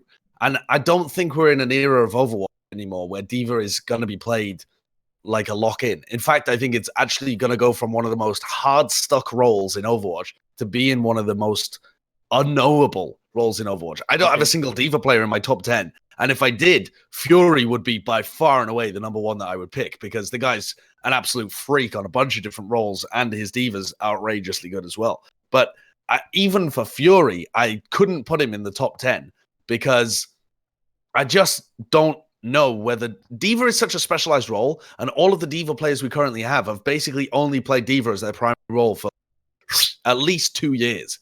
And a lot of them don't have the flexibility to be able to maneuver outside of that role. Or if Space had been a DPS player or a Zarya player or something like that in the past, I might have confidence. Or even if he had been that in the past, I'm not even sure that he would have been picked up for the Overwatch League. I just feel like he got in based on the Diva performance, and I don't have the confidence that he would be able to switch off it. Mm-hmm. To add to that, because I completely agree with Sideshow's sentiment in terms of not just Space, put Space aside, off tanks in general. I do feel like it's one of the biggest unknowns, and a reason why I only had one off tank, not in my top 10, in my top 20. I had Fury somewhere in the 10 to 15 range. I didn't have a single off tank beyond him, simply because what you said, almost if you look across the league, just Space aside, so many of the off tanks are just Diva one tricks because that's the only thing they had to play for 3 years. And eventually that's going to fall out of favor. And what do I have? Do I know that this exceptional diva player is still going to be an asset 3 years down the road, or is he going to rot on the bench? If I can put him in the server, then he's not going to. Doesn't matter how marketable he is. If he's not on the server, that value drops as well. And that's why I didn't value off tank players at all. And this is to Space's defense and to Yiska's defense. He has shown a very strong hog. I think he has a beastly hog. So if that comes into the meta, I think the Valiant would be fine. But who knows? Who knows what's going to happen with the meta? Maybe we'll see double off tank or double main tanks. Certainly there have been situations where teams have ran these weird compositions with Vancouver. I think in stage 1, on certain stages, you saw them playing Janu on the ball and then Bumper on the Winston. Granted, I don't think that's going to be meta, but I think there's probably going to be some flexibility. It's certainly 5 years down the road. And if I haven't seen more than 1 or 1.5 heroes from you in 2 years, I just can't comfortably put you in top 10. Yeah. Off tank is going to go from the role that had the least flexibility to the most flexibility. And that's a crazy time to be in for Overwatch.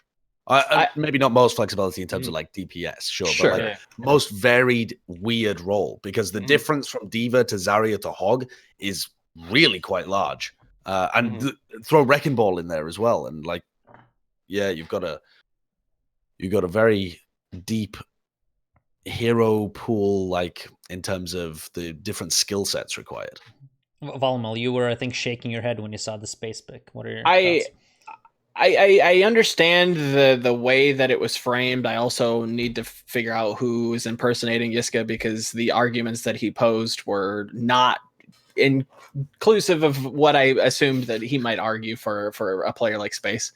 When I look at the player, when you frame it the way that you did, I definitely see it. But if you're going to look at, what is essentially a Diva 1 trick that, speaks English, that can play on a, a mixed roster, why not a player like Choi?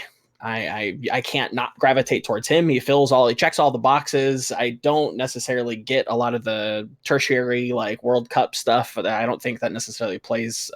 It doesn't impact me a whole lot. It just doesn't make sense to me because my parameters are different. It just doesn't make sense. I think to Space's defense, I do agree with the points that I think he's the best Western off tank. I do feel like he is going to be a mainstay on the Team USA roster. I also feel like he's very, very liked pretty much among all the Western talents. So again, for sure, what we talked about attracting talent, I think almost all Western players want to play with Space. There's no one who dislikes him. So if you can put him in the server and get value out of him there, I think there's a lot of all the intangible qualities that Yiska actually mentioned are very, very valid, more so than I think almost any other player. Oh yeah, absolutely. I mean, just from talking to the Valiant about what Space has been doing behind the scenes when he's not even been fielded, he's still had a huge impact on the team. I think my only and biggest issue with Space is I'm not sure if I could field him. Yeah. So, speaking of guys who you could field, Bumper at number 5. All right, I knew I had to go hard on Space so that Bumper would seem more reasonable. But I feel like the perennial Bumper defender, and especially for this, I feel like for this task in particular, Bumper is a reasonable pick because Bumper has been playing for a long time. And Bumper has been playing a variety of roles. Bumper has always been very good on whatever role he has played. He hasn't necessarily been style defining on his previous roles, but he's been able to play on top teams to great success on a variety of roles. He is also the team leader for Vancouver, despite not being the oldest player on the team or perhaps even the most skillful player on the team. He has that leadership, charismatic quality. He's also fire in terms of his marketability. I mean, this guy's just like ridiculous. You were talking about Alarm being like the bad boy and stuff. I feel like Bumper's been the first step for people figuring out that you can have like a bad boy image, even though Bumper's just the most lovely, cuddly little bear of a human being. But just because the way that the Vancouver Titans came into the league and kind of dominated, he's not afraid to talk a bit of trash, but never in a disrespectful kind of way. In a way that always is playful and goading, rather than just being like he actually hates somebody. He seems like he's got a great personality for being able to fit other people in. I feel like people would enjoy playing with Bumper. They might not want to play with Bumper because he's so crazy, but they would enjoy playing with him if they were actually on his team, I feel. Just from all the vibes that I get around the guy and from talking to the people involved with the Vancouver Titans and talking to Harsher and stuff. Just a big cuddly figure. But more so than that, just the fact that he's played for a long time and been able to play every role and is style defining on his current role. And I feel that I could take him and put him in a variety of different teams on whatever role and would have a centerpiece figure for the franchise. And you couldn't really go wrong with it, I think. They have found a style that works incredibly well around him, and they've been the most dominant team we've ever seen. They are the greatest team in Overwatch history right now. And with Bumper as a mainstay of the roster, that's a vote of confidence for me. Good job defending Korean Fraggy right there. Nice. So I think this guy's going to be washed in the next 2 years. I don't see, like, unless there's some miraculous role where it's like, okay, we're introducing like a hero, like in Heroes of the Storm, Abathur, who's like just like looks down upon everyone and just says, go right here and go right here and here. I dropped a med pack for you. This kid is not going to have a career for, too long. The biggest thing for me, honestly, has been with main tanks is that I think that we're slowly moving into a position from game design where it isn't okay to have bad aim. It just doesn't, like, Hammond was the first move. I honestly could see that extending because mechanics apparently are also such a big fun creator for a lot of players that I think in the future we will see more main tank heroes. And by God, dude, like, he's the pro player I would have actually given Bren, like, to Brittlemaker against. Like, no, I think I'm not confident that Bumper could sustain a career over 5 years. What about if he didn't have to play main tank though? Because the guy is a main tank at the moment, but he wouldn't necessarily have to play that. He could play the main support like he has done in the past. Mm-hmm. He could play the off tank because the guy's played Diva and he's actually played a nasty Hog even this season. His Hog actually looked pretty clean when he pulled it out. Do you not think there's any value in having this guy just to be able to play a bunch of different roles? No, definitely. I'm also merrily defending my not picking him in my list. But I think, like, especially there's still this, incubator feeling of like how good are the pieces outside of Runaway, and I think Bumper doesn't strike me as one of the ones that could independently work as well. Like, you pretty much have to, once again, create a style around him in many meta situations. Sure, he has been able to adapt to certain other roles. That's probably the best defense for him, being able to adapt.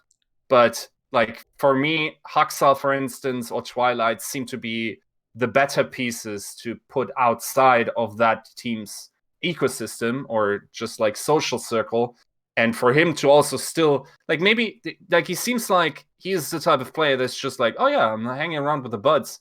We're also owning some noobs. Oh, the buds don't want to play anymore. Going to anyone else? Oh, I had a fun ride, so let's host that's an interesting point. Yeah. That'd be great. What a way to piece it out. I mean, that would be, now that you mention it, that would actually be so Bumper. Like, if a couple of people left from Vancouver, he's like, well, it's been fun owning you all, but I'll send you pics from my private yacht on Instagram. Be sure to follow me. Peace. Yeah. I think personally, I would probably have him in my top 20. So I land somewhere in the middle. But it's not a confident pick. It's more of a pick where I do value main tank. I do feel like he has that flexibility in terms of playing different roles. I do think he is very marketable, like Sideshow said. But to me, there's just so many question marks. I feel like there are. Yeah, he is playing. His style kind of defines the Titans, but I also think there are a lot of situations where the Titans have won in spite of Bumper. because of how exceptional all the other players are. And I would actually, heading into a 2-2 meta, I would pick Huxel, I would pick Slime, and I would pick Twilight all ahead of Bumper. And if I knew that D.Va would be a mainstay, I would also pick Janu. So he lands quite low in that list for me. And I do feel like he's a very volatile player. He could be kind of the glue that just defines a practice room in terms of the chemistry. But I can also see what Yiska says, where he might just retire because he's bored. So there's just so much volatility for me, and I feel like I can't really commit, especially going into top 5. I can't commit to someone like that, where I just don't know what's going to happen with him. What do you think, Volamel?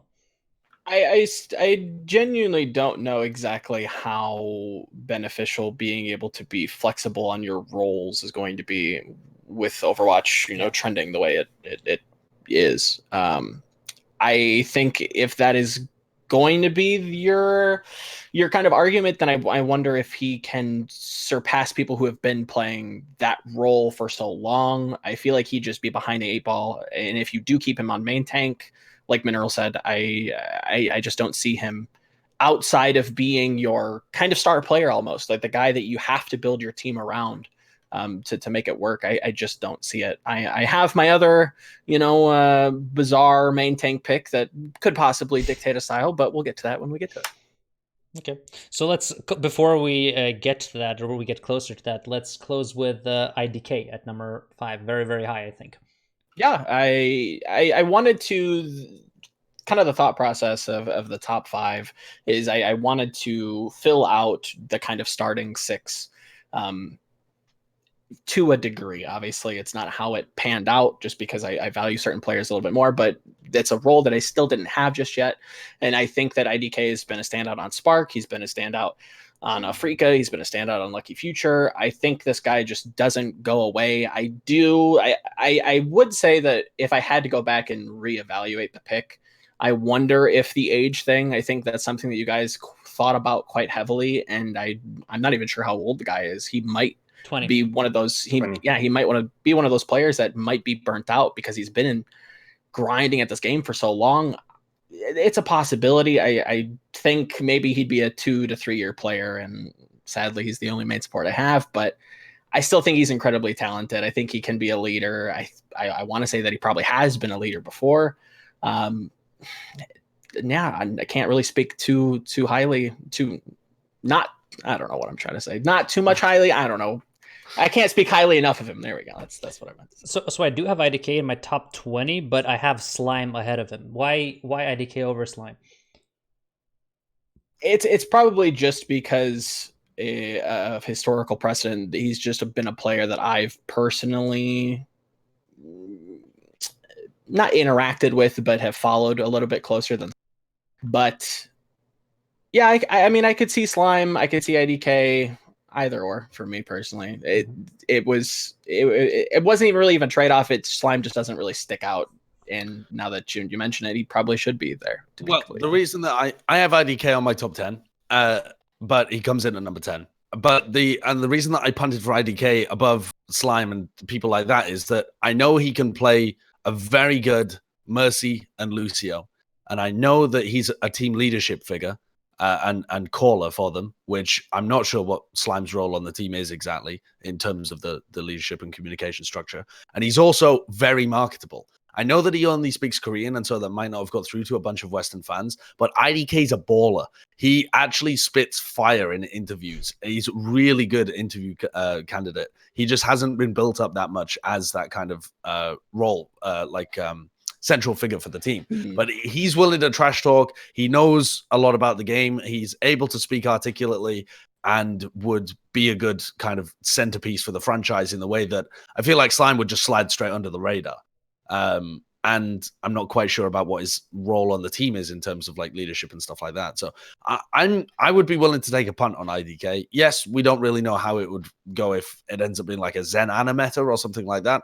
But he's been playing for so long at a very high level, and was one of the people that I was like, how has nobody picked this guy up for the Overwatch League? He's just incredible. And then this year, a bunch of people apparently wanted to pick him up for whatever reason they didn't realize last year.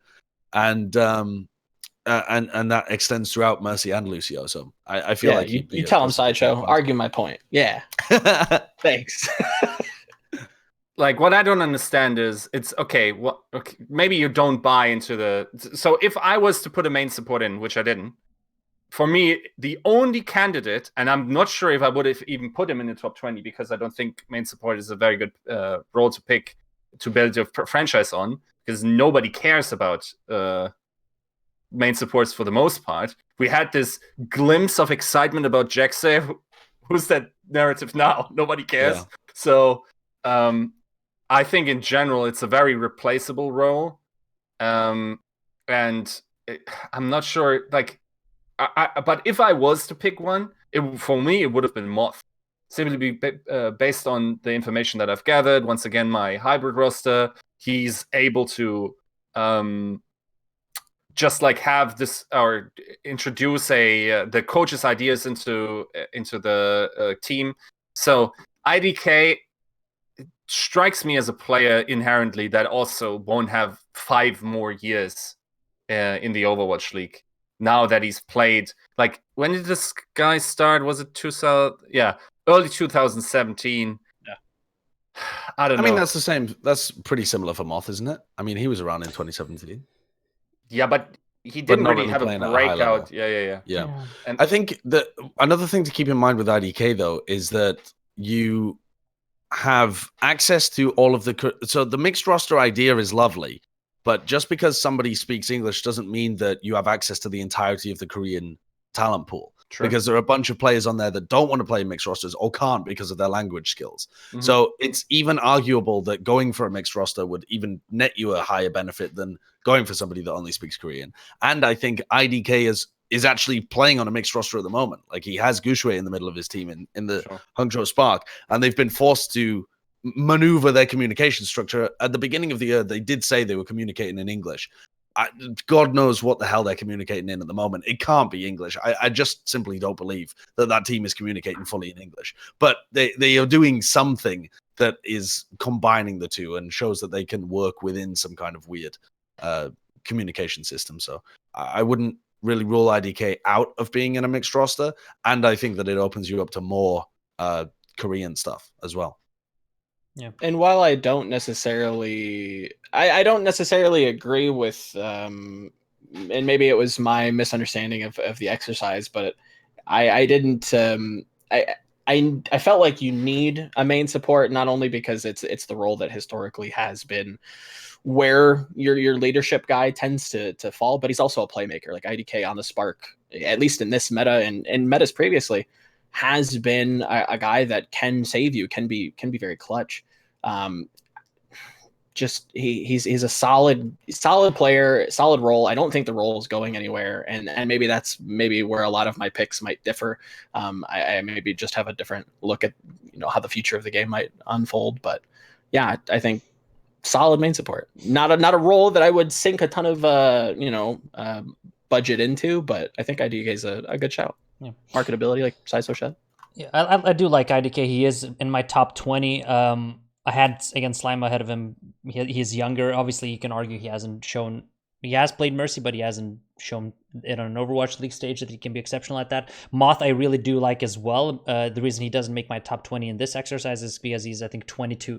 So even though I really like him as a player, I think he's one of the best players to also kind of build around. If you want to build around a main support, he's just, he's 22. So yeah, and Moth is also a guy that will definitely, like, I don't want to leak anything, but he's very smart in terms of what he also did outside Overwatch or before. Yeah.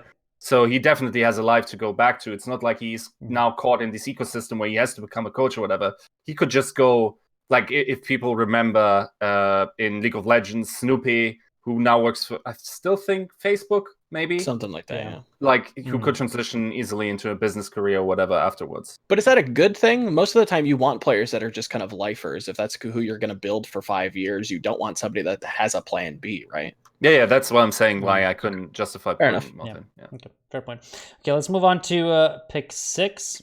Here we have me picking Fleta. We have Yiska with Jonak. We have Sideshow picking Super. and we have Volamel picking DM. So Yiska has Jonak here. I think we talked about Jonak. Anything you want to add before we tackle the big boys? No, I think everything has been said about Jonah. Okay, so I guess I can start with my pick, and then we'll move on to the others. Fleta, again, I feel like I would be repeating myself a lot in terms of my parameters. I think a lot of what I said about Erster applies here too.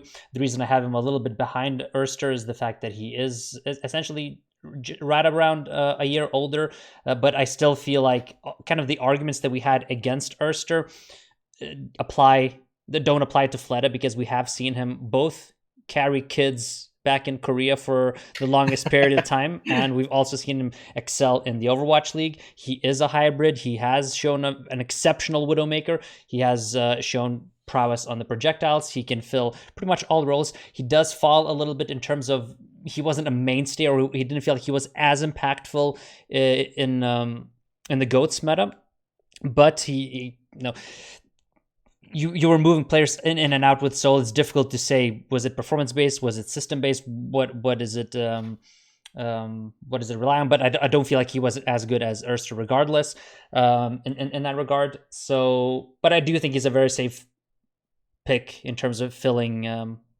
everything. What do you guys think about Fleta? Because no one else had Fleta in their top 10. I think that the big thing for me was that A, I kind of already had somebody that filled his role, and B, I question, and it's incredibly presumptuous to assume this, but like you mentioned, he has been kind of backpacking kids for a long time on an incredibly bad team. When he kind of first showed up, was a standout player on that team, and is still now within like the upper middle half of the Overwatch League. I wonder if he doesn't see some success, does he just kind of hang it up? You know, he it's just not for him anymore. He's tired of the grind of having to be put into a new team, into a new system with the meta changing. I wonder if there's much left in the tank for him. I can see him just being tired of the same old hustle and moving on to other things. That'd be basically the only reason why I didn't have him, other than, Libra. My big issue with Fleta, and the reason that he didn't make my list, and I wouldn't even really be considering him, is that I feel we had a spotlight on him when he entered the league because we were expecting big things. And if we hadn't had that spotlight on him, I feel like we would still just perceive him as a fairly average player, or a player that's very mechanically gifted, but has never actually been able to realize the potential that he has. And I'm not certain whether that's a coaching issue as well, because other players on the Seoul Dynasty, just brand new players that have jumped in, have already replaced him on certain roles, looked better than him on other roles. He's incredibly flexible, but a lot of the stuff that he plays, he has moments where he looks really high impact, but over the course of a match or over the course of a series, I think it's rare that he takes over a game, which is strange because when he was coming into the league, that's what we were expecting him to be able to do, be a player that you could really rely on. But if anything, he really strikes me as just a plug in a team rather than anything else. He can play a bunch of different roles and he'll always be competent. He's always putting up decent numbers. I don't think he really has series where he just utterly disappears and looks like a liability. But I can't remember the last time that I saw a series and was like, wow, Fleta dominated that series, or that was off the back of Fleta. I don't know whether it's due to how the team works or I don't know what it is, but the guy has not had a series, even in 2018, that I could really point at and be like, this is Fleta playing a star level performance. I think you're misremembering that. I'm pretty sure we mostly agreed that Fleta was the best player in stage 1 of 2018. He was nuts on Widow, outdueled statistically basically every Widow, and then definitely, for me, dropped off a cliff from my... Like, he came into the league with expectations, fulfilled them for a while, then with Soul, he completely took a nosedive. Sometimes you could see little sparks of genius where you would once again like out duel a Widow for map maybe, but most of the time, then even players like Linkser outshined him in that regard. Sure. So if there was a Widow meta again, yeah, I also agree that he's very flexible. But what Joe said is, how much more abuse can this kid take? Like, he Seoul is not a terrible team by any means. No, of course not. But there's still still doesn't feel like now they build all these star players seemingly. Like if I'm Fleta, I'm sitting there in the preseason and think, oh, I'm getting Fisher. Okay, nice. So we gain Jaxe, dude? Ooh. So I'm fighting for the championship, right? Nope. You're fighting for the upper mid tier, and you're once again stuck. Like how much longer does he have it left in him to be on one of the best teams in the world? Maybe that is his drive, and maybe we will only see him retire once that is finished. That's very possible. But certainly in terms of just like career expectations, I think he has taken one of the most abuse of any star player in the Overwatch League. Is that the team's fault, or is that partially his fault? Like he doesn't Also strike me as somebody that's a phenomenal player on a bunch of bad teams. He strikes me as a player that's at that kind of level on that kind of team. I mean, do you really think that Fleta is a player that you would port onto, say, I mean, who would be the best fit, like the NYXL or something? I don't really know. But like onto a championship team, would you expect him to be able to perform at that level? So granted that I have him at 6, I do think so. And to make the case, I do agree, very good points in terms of criticism in regards to him. But I also feel like what Yiska said, yeah, he performed exceptionally well early on in the season. He dropped off a little bit. But as a Fleta apologist in this case, I just have 2 words, or 3 words. Jaehong main tank. At one point during last season, he had Ryu Jaehong as his main tank. They had incredible crisis over in Seoul, both in terms of coaching. It's been well documented in terms of having too many chefs in the kitchen. And they did not have a main tank for the entire season. And I feel like if you don't have a main tank, it's extremely hard to shine. It's possible, but it's difficult. And it's certainly very difficult last year without an exceptional main tank to solo carry games. I mean, even I think there's several examples for different teams. I mean, Houston had Linkster. They were decent, but he couldn't really carry them to the playoffs. So we had Saya player. Also, he couldn't solo carry us either. I don't think I think Overwatch is just a game where you have to have solid players in each position, and I just think Fleta does have that potential to carry, but I also don't expect him to be the solo carry. I expect him to fill the roles that are needed and then have another really competent player next to him. And I do feel like though there are definitely good concerns on your parts in terms of knocking him down, because he has taken a lot of abuse. He has been in a lot of teams that will sap a lot of energy out of you, and I do not underrate that. Just going through one tough season shaves quite a bit off of your career. Definitely does. This stress your life. For sure. I mean, just from a coaching perspective, I know what it feels like. And when you are a player, especially a player who is a superstar and is relied upon to carry, and then you don't provide those performances, of course you're going to take shit, especially in Korea, where everyone is just overly critical, to say it lightly. So definitely relevant concerns, but I still feel like his flexibility, his mechanical skill, and the fact that I think he's been more of a victim of bad situations. Granted, less so this year, but still, Fisher has fallen off. There's a lot of flexibility, and also the meta didn't require him to play DPS heroes. I think the fact that we're heading into 2-2 meta, yes, I'm not as confident maybe that he will learn some of these less mechanical heroes who perhaps, like Brig, he wasn't as impactful.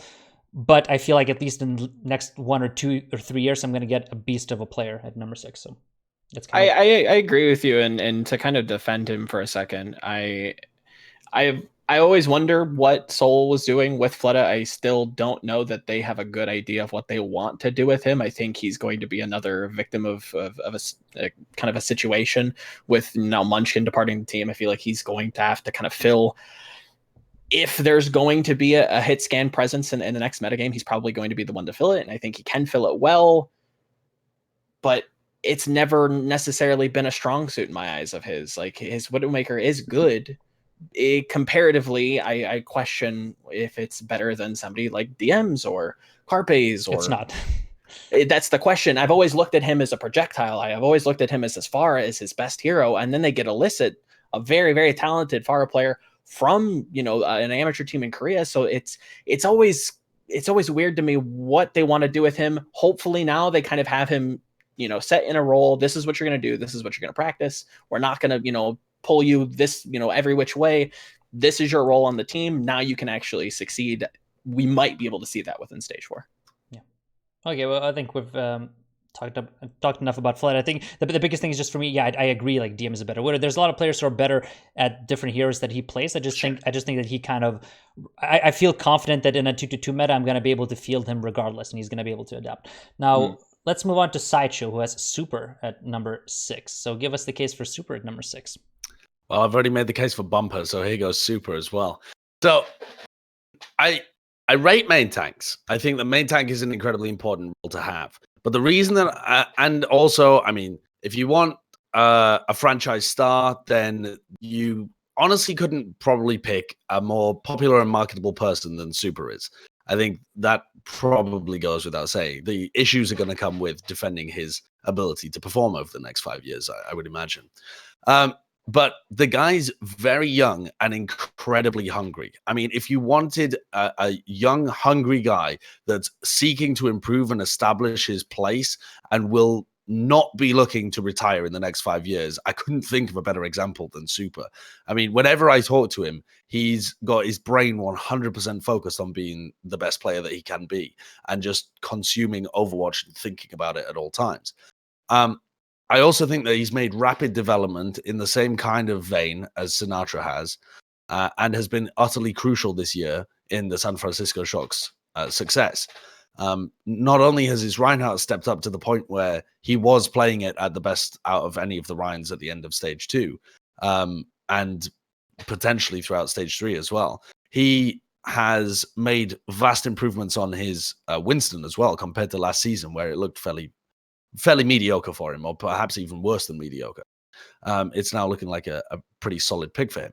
And I think that he is the kind of player that will really take coaching on board and will really continue to improve over those 5 years. He's very much the guy that's at the beginning of his peak that also has the marketability and drive to be that 5-year franchise star that you have on your team as the focal figure. And even if he's not the best main tank in the world, he's going to be hungry to reach that point on a bunch of different heroes and is probably always going to be a serviceable main tank, but is going to be a real core part of your team's identity and what people think of when they think of your franchise. They're going to think of, oh, that's Super's team. Okay, so I'm going to head to the bathroom real quick because my bladder is going to explode, but I saw Yiska's reaction. So Yiska, give us because you have been attacking Sideshow's picks. So we had Bumper in the previous pick. Now we have Super, and judging from your facial reaction, you didn't like the pick. So in my mind, okay. So first off, as I outlined beforehand, I didn't think that main tanks per se are a good pick. I'll even give you one more. It's just like for the sake of the viewers.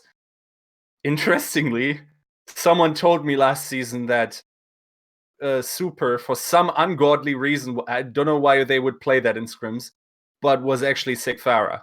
No idea why. Yes, actually, Super can play a bunch of other stuff as well. Like, he's got a nasty Roadhog. He's got some... So he used to play the soldier in TF2. He used to play the same role that I did. So he's got natural rocket aim. Okay. But yeah, I'm not sure if, like, the thing is, last season... Yes, the same things still apply, sort of, that Sinatra did. The thing is, I'm not convinced that Super was actually... Like, would you say he's an MVP candidate this year? I don't know. I don't think that he's... I think he's an MVP candidate. Would I have him in my top 5? Maybe at around the 5th kind of level. The reason being that I think he's been incredibly pivotal to the San Francisco Shock style and the success of that style. So many times in previous fights, they'd be clutched out by an Earthshatter, or he would set something up, or it's his aggressive tempo. And the whole San Francisco Shock model was about rotating aggression in their front line between Super, Sinatra, and Choyobin as well. So I think in that sense, perhaps yes. I don't think it's as strong as the case for Sinatra, but I think what is the reason that I have him above Sinatra in my list, and I do have them both in my list, is that I'm not worried about Super playing any main tank that you give him. I am worried about Sinatra being able to play any DPS hero you give him. And that's because both of them are pretty driven. Both of them are leadership figures. Both of them have made incredible movement over the course of their young careers so far in terms of their development. But Super has a much smaller hero pool to learn, and a lot more of the skills are transferable. Sinatra, the hero pool for DPS players is just enormous. Mm-hmm. Yeah, like my question really is much like Bumper, is it possible to slot him into any kind of roster? Or does he need to have a system built around him? Does he need like certain coaches maybe even in order to get there? The thing is also, like beforehand, like last season he was honestly, like with the hype he came in, he was actually the one of the two of Sinatra and Super that I didn't think convinced me much. And his improvement has been pretty solid, or actually very good, just not to the degree that I think Sinatra has. And also in the breadth of just like mentalities towards the game, is Super still seems very one-sided. How so? What do you mean by that? I think in general, he wants to be a playmaker. What if main tanks can't be that? Would that cause mentality issues? He's certainly mostly aggressive tending. What if the main tank role switches up on him? Would he be adaptable in that? I'm not sure if. Also, maybe I just take issue with his general attitude that he has towards things that I think that it isn't conclusive to a 5-year career. I think he has a very exuberant personality, but I think he's actually very smart when it comes to his drive and how he thinks about improving himself. I think he's. Do we have? Yeah, go on. Do we have the time for a little anecdote about me interacting with Super? So, like before Overwatch League Season 1, I posted some statistical points from Winston's Lab onto Twitter, and Super messaged me and was like, and he was currently in that situation where he had been with LG and he wasn't picked up for the NA main tank and whatever, and he wasn't getting the trials they wanted. And Super, at this time 17-year-old guy, messaged at a time a 31-year-old guy and said, "I'm getting effed out here, kiddo."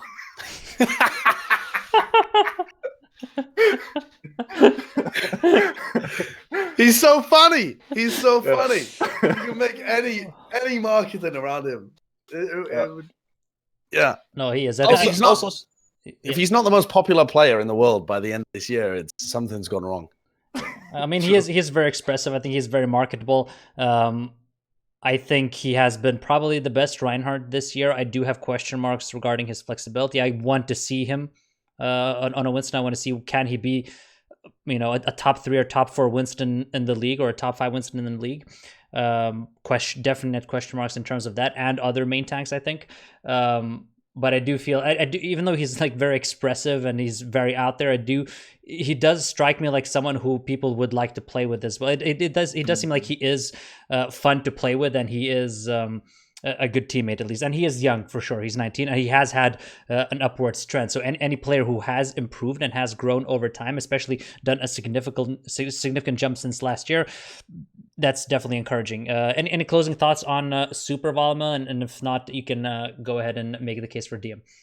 I think to kind of bookend Super and discussion around him, I think he is like much in the same way that we're looking and viewing and discussing Bumper. I think, Super kind of is a Western Bumper, somebody that kind of is very expressive, that can be your marketing, focal point, and be somebody that's obviously good, but has some question marks, and somebody that's going to pull people into your team, somebody that's going to be a player that can develop relationships outside of just the team to kind of attract other players in and just be a solid player himself and attract people that way.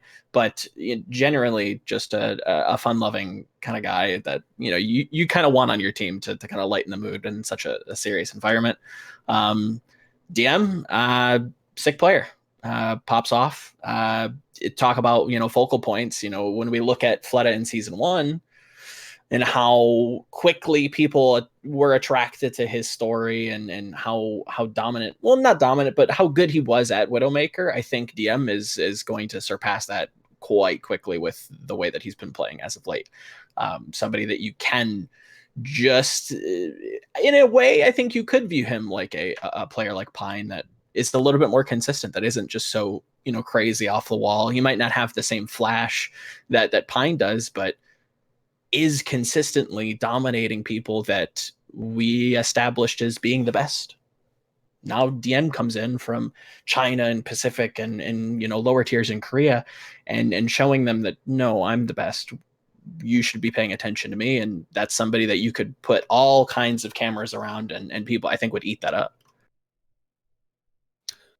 Yeah, for all the people that were saying that Carpe was an MVP pick last season, I think you have to use the same kind of argument to say that DM would be, well, of course you don't, because we've been playing GOATs for fucking forever. But now that the meta's moving towards 2-2-2, which I can say because the announcement just hit, it seems reasonable to say that you might be catching DM at the beginning of an incredibly illustrious career, especially because he's shown stuff in contenders regions before.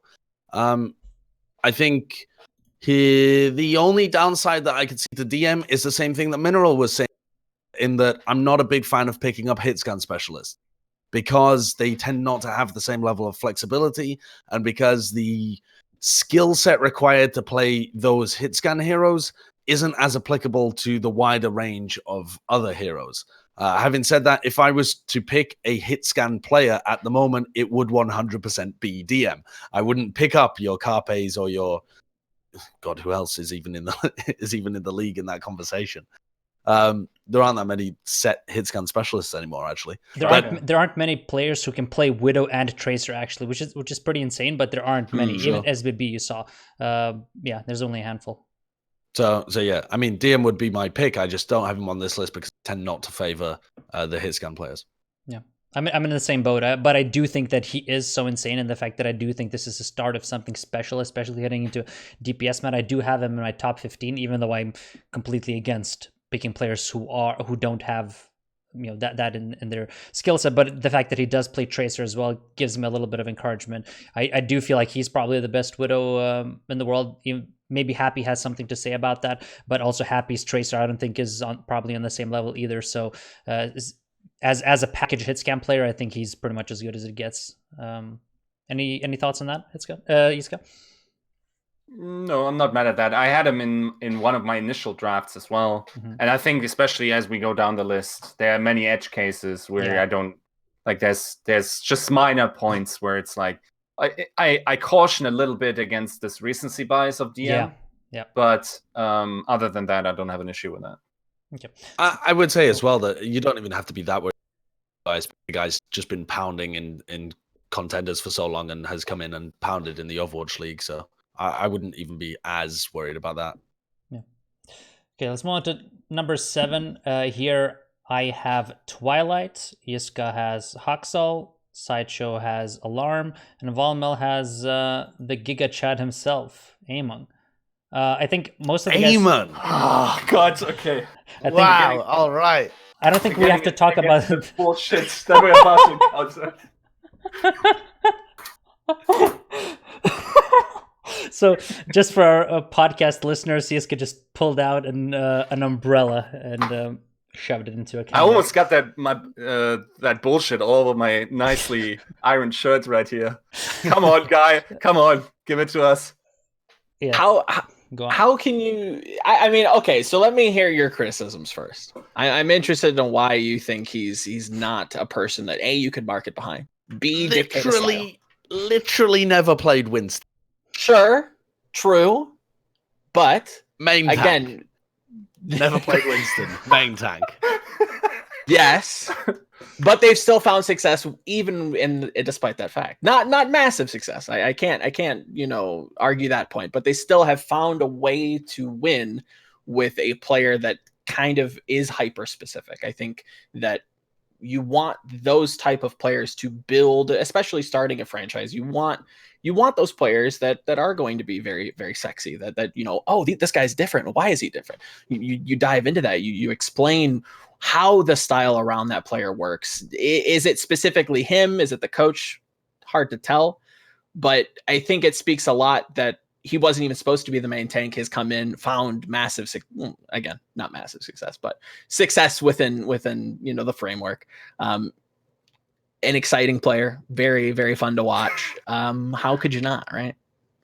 Because the only reason he started was because their actual main tank was caught. Or is he just that good? Is he just that good at Wrecking Ball? If I was in a room with you right now, I would hypnotize you into believing Ameng was an American main tank, and you wouldn't have him in your top 40. Like, this is ridiculous. Okay, so he is a one trick on a hero that has no competition, and only for that reason, this kid will get mirrored so hard as soon as Ball becomes meta, where everyone catches up to him, and this kid is out next year if that happens. I was to sort of backpedal just a slight bit. Like, yeah, I was surprised where his Ryan went, but no Winston. Now we have to play Orisa for him. He has a history on Orisa, to be fair. He has played Orisa. Yeah, he does. I would say you can question how much it's been tested in China, not the best region, obviously, but I don't think it's necessarily fair to say that he doesn't have a history on the air. No, I'm not saying that. It's just I'm not sure. I agree. I agree with Sideshow's point. Completely void of a Winston, which is very strange for a main tank. But I think, given the proper resources, it's impossible for a main tank. And here's one of the reasons, right? If you put this guy on your franchise, would he be your only main tank that you would sign to the franchise? God, no, obviously not. Well, then he's not going to be fielded a bunch of the time as your franchise star. You're going to have him on the on the bench a lot of the, depending on what the meta is. He might be on the bench for months at a time. Possibly.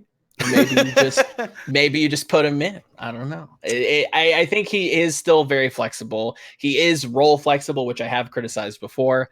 I genuinely think I don't necessarily agree with Yiska's point that he's just going to get lapped. I think that that's an argument you could apply to a lot of different things that we haven't or people haven't so far. I think it's very weird to just say that he's just going to get lapped. He's a player that is ahead of the meta if this is where things are going.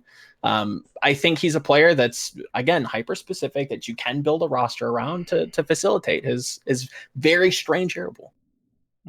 So yeah, I'm siding on the side of Sideshow and Yiska on this one. To add something else, like for me, if this was just about main tanks, just because like the lack of Winston, I think is so significant. I think it's one of the most important heroes to have in your hero pool. So I wouldn't probably pick him in amongst the top 15 main tanks in the league, honestly, let alone a list like this. And another thing that I think speaks against him is the fact that he's 22. He's, I think, the oldest player out of all the players we've selected on this list. And I think that to me, I just don't feel like for 5 years, there's just too much volatility. If Hammond was the only viable main tank, and if Hammond was as important as Winston is, maybe I could see the case. But yeah, I think it's a tough one. He also hasn't shown any ability to play on an international roster so far. He hasn't had the opportunity, but I'm also not convinced that we're going to have a turnaround of Chinese talent as there was in League of Legends. I think solidly, in terms of talent that has been put out, you have to put China at 4th at this point, behind Korea, NA, and Europe. I mean, that I'm incredibly biased in that discussion, so I won't open that can of worms. But I mean, again, all valid points. I think it's again, it's the hyper specificity, it's the flexibility. I think that you could find roles that he would still succeed in on a team, even as a first pick. This is who I'm building around. I think you could still manage, maybe not a victory, but sick marketability, and maybe a solid middle. Maybe you're the last team in the wild card play-ins, and you do it that way.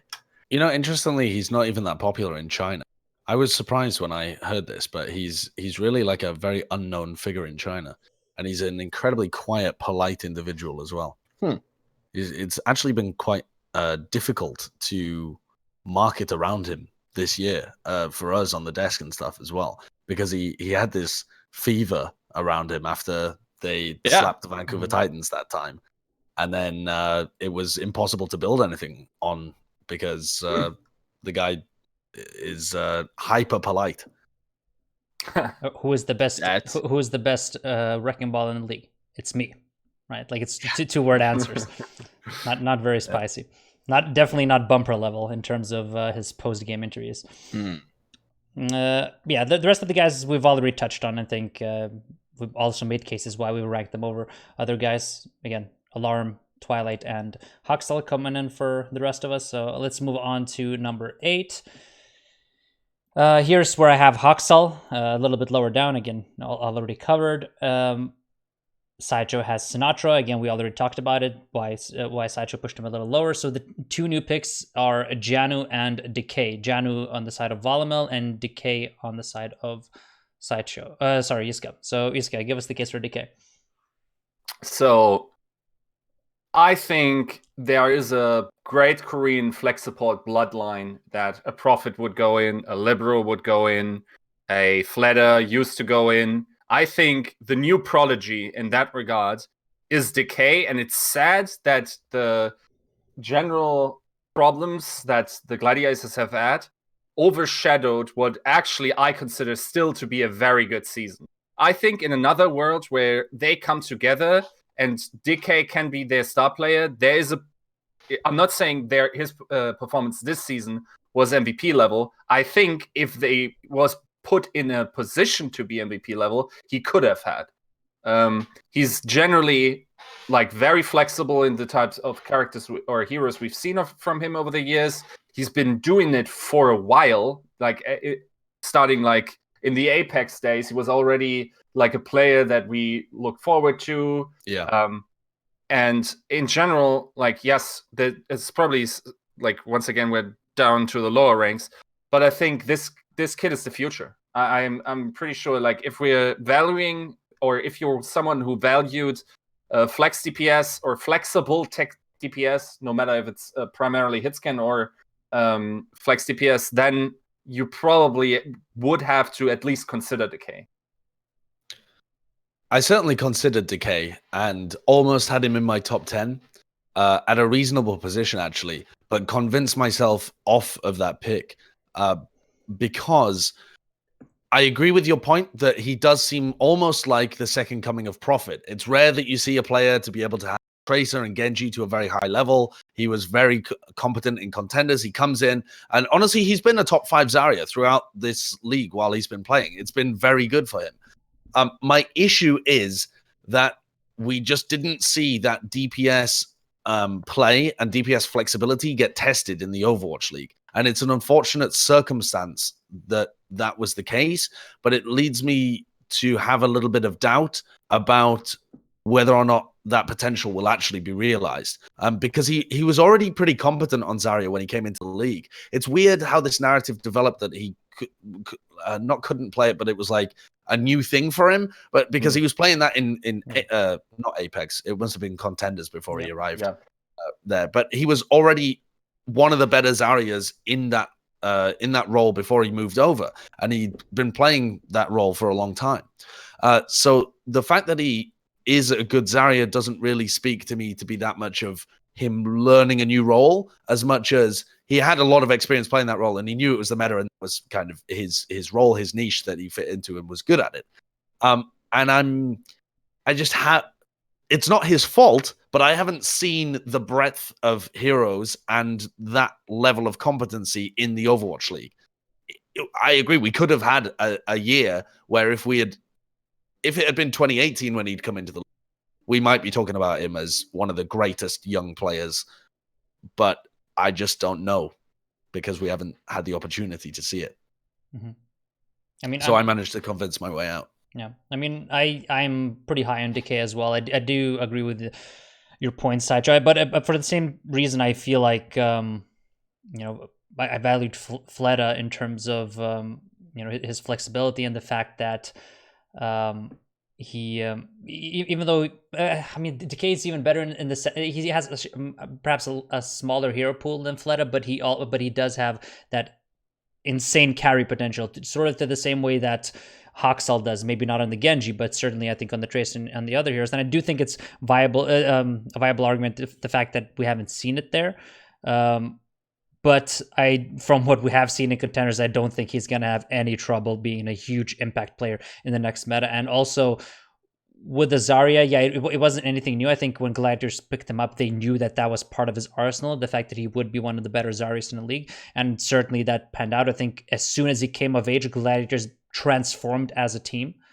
Have perhaps fallen off a little bit since then, but I do think he transformed them, and he has insane upside and just turned 18. Definitely a prodigy. I think maybe some question marks in regards to how he functions in the team, from what I've heard, but really I think you can't take away from that skill that he has and the carry potential that he has. Any thoughts on Decay, Volamel? I think a lot of my problem with Decay in particular is that we haven't seen him tested, like Sideshow said, and I hate to double down on it again, but we just haven't seen him compared to the field just yet. I find it maybe a little bit more difficult. I think he had a beautiful entry into the league with all of the marketing around him and the reported numbers that people were, pitching around on a table to potentially, sign him for. But since then, hasn't seen much of a hype around him. Obviously, there's still the people who have seen him play before. A lot of people, on the podcast with me today, obviously that know what he is capable of and is going to show it within stage 4, probably. But I just find it difficult to be able to say this is the guy currently. I think if you took us all the way back to the beginning of the season and said, who would you sign? I think Decay would probably easily be on my list. But as of right now, going into season 3 with the information that I have in front of me, I think it'd be difficult to kind of get somebody to pay off on that. Mm-hmm. So Janu and number 8 for you, Volamel. I think me and Sideshow can kind of stay away from here. We acknowledge that we're not really looking at off tanks so I think we'd be repeating ourselves. But Yiska did have space in there, so he also had an off tank. So give us a case for Janu, and then Yiska can perhaps provide some insight as well. What he thinks about that pick. What's been surprising, and I guess this is my maybe ignorance or foresight, shortcomings of foresight, I should say. I don't necessarily think that D.Va is going to be completely phased out. I definitely think that it's been a long time since she has not just been a staple that you must run.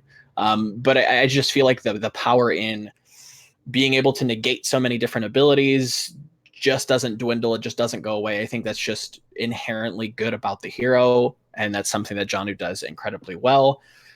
Another person on my list that does it incredibly well, which we'll get to, that's exciting. That's something you can kind of capture and build around. Not to mention, he's incredibly flexible on a hero that doesn't necessarily fit a lot of the same skill sets, at least at first glance. Janu has a wrecking ball that is quite serviceable. I think that says a lot about his motivation and what he might be able to do in the future if given another hero, if given a Roadhog, if given, maybe a new hero that comes into the game that fills the flex, tank role that needs to be played, and he can play it. Hopefully, obviously, just, again, it's a lot of assuming, but I'm led in that direction from his skill set on these two different heroes. Yeah, I mean, I definitely, my question then is, if Janu, why not Fury? I think, Fury's ability to shined so bright as he did, at least for the first half of the season, I would say, on an honestly otherwise pretty average to pretty like underwhelming team in terms of to what we are used to from the Spitfire at certain points in the season last year. Yeah, it felt like Fury was just like so in tune with the game, and also, I mean, he hasn't shown elite performances on other heroes, but he has shown other performances on heroes. Yeah. So, like for me, if you think, okay, I want a Korean diva that also hasn't played on an international roster, then I would rather pick Fury than Janu. And to be fair, I do have Fury on my top 10. I think you've convinced me in a way that I probably should have flipped them. I think Fury is a little bit more flexible, fits the criteria that I posed previously. Yeah, I would agree that I think they should be flipped. I think Janu should be 10 and Fury should be probably 8. It makes sense. I like that a lot more. Okay, let's move to number 9. Here I have Decay, again, already covered, already talked about it. I agree with this guy. I think he's exceptionally good. Volamel comes in with Jonak at number 9. Again, someone we covered. 2 new players here. We have Yiska with Carpe, and we have Sideshow with Sparkle of Element Mystic. Who wants to start? Take the Sparkle. All right, okay. Let's go with Sparkle. So I had Sparkle low down on my list because you tank the first year of your franchise, and you would still have a competent team, presumably. You just wouldn't have Sparkle there. He would be on the bench, which I don't think is the worst thing in the world. If you really believe in the guy, and also you can build hype around him, I still think you'd get value out of the marketability aspect and stuff like that. But okay, you do lose that part of it. You would give up the first half of your year until he turns 18 in May. But I think that this guy, and he's, relatively unproven, but this guy has played at the top level of contenders for a while and has looked like an unbelievable breakout talent for a while. He must have been 16 or maybe even 15 when he first started getting onto people's radars, which is a great signal that he is a phenom. He's got a hero pool like nobody else. It's very attractive to compare him to guys like Prophet, for example, or maybe Fletter or something like that. But he tends to outshine most of them by playing a bunch of hit scan heroes as well. Whenever he has to. I haven't really seen him play a hero where it seems like he's not very, very mechanically gifted at it. And I think with a good coach to continue to develop him, and if he can undergo a process as he ages throughout this 5-year contract where he would end up being 22, 23 by the time it finished, that's the majority of your maturation as a young adult is done throughout those years. So if he's able to get to a point then where he goes through the same kind of stuff that like Sinatra goes through and this kind of thing, we've got a real, like, brand new, incredible talent on it. It's one of the most high risk, high reward picks that I could have gone for. But I think the up end of it is that you've got a freak beast on your roster as the franchise star. Mm-hmm. Yeah, I think if we fast forward 1 year and we do have the same discussion, a no-brainer, I think that he finds his way onto this list. And I do feel like heading into to put this discussion aside, I do think he's going to be sort of like Decay turned out to be one of the biggest prizes during the off season last year. I think Sparkle is going to be that this year, even though he's not going to be eligible for maybe 1.5 or 2 stages next year. So no arguments for me in terms of his upside. In terms of this argument, I think tanking 1 year when I feel like safer options on the board, I'm just in favor of that. Yeah, a lot of the same points. The amount of time that you lose, granted, he has an absolute storm around him that people are super excited for, is a incredibly flashy player that can be a bit of a downside, but like Sideshow saying, if you can put him in a system to help him mature, to help reel him back in, like maybe a Haksal type of storyline this season, we seriously could have a absolute star level player. Again, I hate to reiterate it, but I just can't justify it yet. Yeah. Okay. No, I'm not mad at Sparkle whatsoever. No. Actually, I'm very happy that you allowed me to change last minute, Miro, because I had a way more ridiculous pick that is sort Who? of similar. I said Glister. Oh, Because Glister for me, Don't you tank your first 2 years with Glister? yeah, he is really good. yeah, that might be. I think it is not the first 2 years. I think it's just 1 year. Or a year and a half or something? No, Yeah, he's maybe. no, he's older than Sparkle. Is he? Is he really? Yeah. Oh, who am I thinking of? No idea, Maybe but Next or something? Yeah, maybe. man, like Glister for me has like some of this will sound so weird, but he has some of the best hardware in terms of unhoned skill but potential of any play I've seen in Overwatch. This kid, like if you observed him, especially like in McCree situations, he would do stuff like double headshot a Sombra before the EMP goes off or stuff like that. His reaction time seems to be abnormal, borderline cheat-like looking, right? In general, I think like as a just like if you could get him a good coach, and I don't think he has had good coaches over his career, there's a lot of potential to be actualized. And this would maybe someone like Glister is more like a pick that you try to take a gamble on more so. But that was my pick. But I think when one wants to go for this high risk, high reward pick, I think you still have way better odds now that I think about it with Sparkle. I honestly, I didn't think that he would be eligible next year. I looked at maybe I just forgot the cutoff date because once again, like it's more binary, right? It's like there are certain dates within the season, and we know roughly that it's February to August.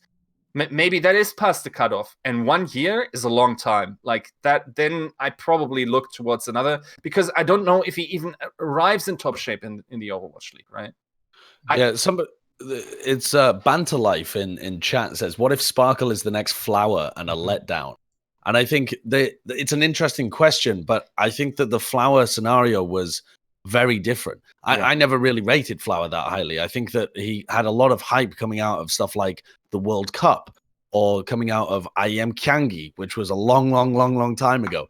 It was more of like a hype issue. Whereas a lot of the players that we're talking about have been around in the scene for years, or at least 1 year, and have been putting up consistent performances at the top level of contenders over the course of that year. It's not just a one-off tournament like the World Cup where it's not that of a high performance. So I think I don't think that we'll see many situations like Flower.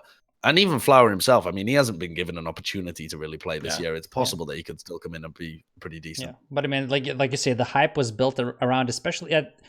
Was it the first World Cup or was it the second one where Flower played? Second, it was 2017, where he just played against the USA and played Widowmaker. And fair enough. Because I was thinking if it was the first one but that was like the Tyrong and those guys. The Nana boosted Symmetra. Because I was gonna say if that was the World Cup where Flower built up his hype, then that counts for nothing because everyone just had streamers and stuff on their rosters. But yeah, I think Sparkle is much safer. He's proven much more in contenders. He's had compositions crafted around him based on his skill, so he can define a meta through his skill, the team color through his skill. And also another thing in terms of Flower is Flower reportedly, even when he was like 16, 17, had a lot of issues with his wrist, rolled into games with a wrist brace, so that was always kind of a red flag in regards to him. So Yiska, you defended a guy you didn't pick in Glister, but you didn't talk about Carpet. So why Carpet now? So, okay. The strongest argument I can make for Carpe is just pointing towards his last year's performance where he very, very... Like, I think people could have made an MVP argument if it wasn't such a revolutionary concept that Jonah came in and hard carried on a Zenyatta, right? Like if that wasn't the element, I think if you take also the entirety of the season, also playoffs, with the exception maybe of the final, but Carpe has been a hard carry for that team, in my estimation. Like a player that is so good that basically broke the paradigm of, okay, you need good supports and you need good main tanks, and then if your DPS are good, no. If Carpe is good and if EQO are carrying, then Philly was winning, right? So one concern, I mean, I can't believe I'm saying this, but at 20 is his age, maybe. That 25, especially over a player that thrives so much off of his mechanics, couldn't put him, justify putting him up there more. Also, this season, not that convincing, was it? Well, is this really the season that he can show his skill set, though? Yeah, that's the thing. Like, if I'm looking, now we can say, like, towards the 2-2-2 Rollock, we have a very clearly defined role now that where Carpe can grind towards and will not be replaced unless there's like, even I'm not even putting it past him. I think he played Genji in the past, right? Yeah. Like way back in Apex. Mm-hmm.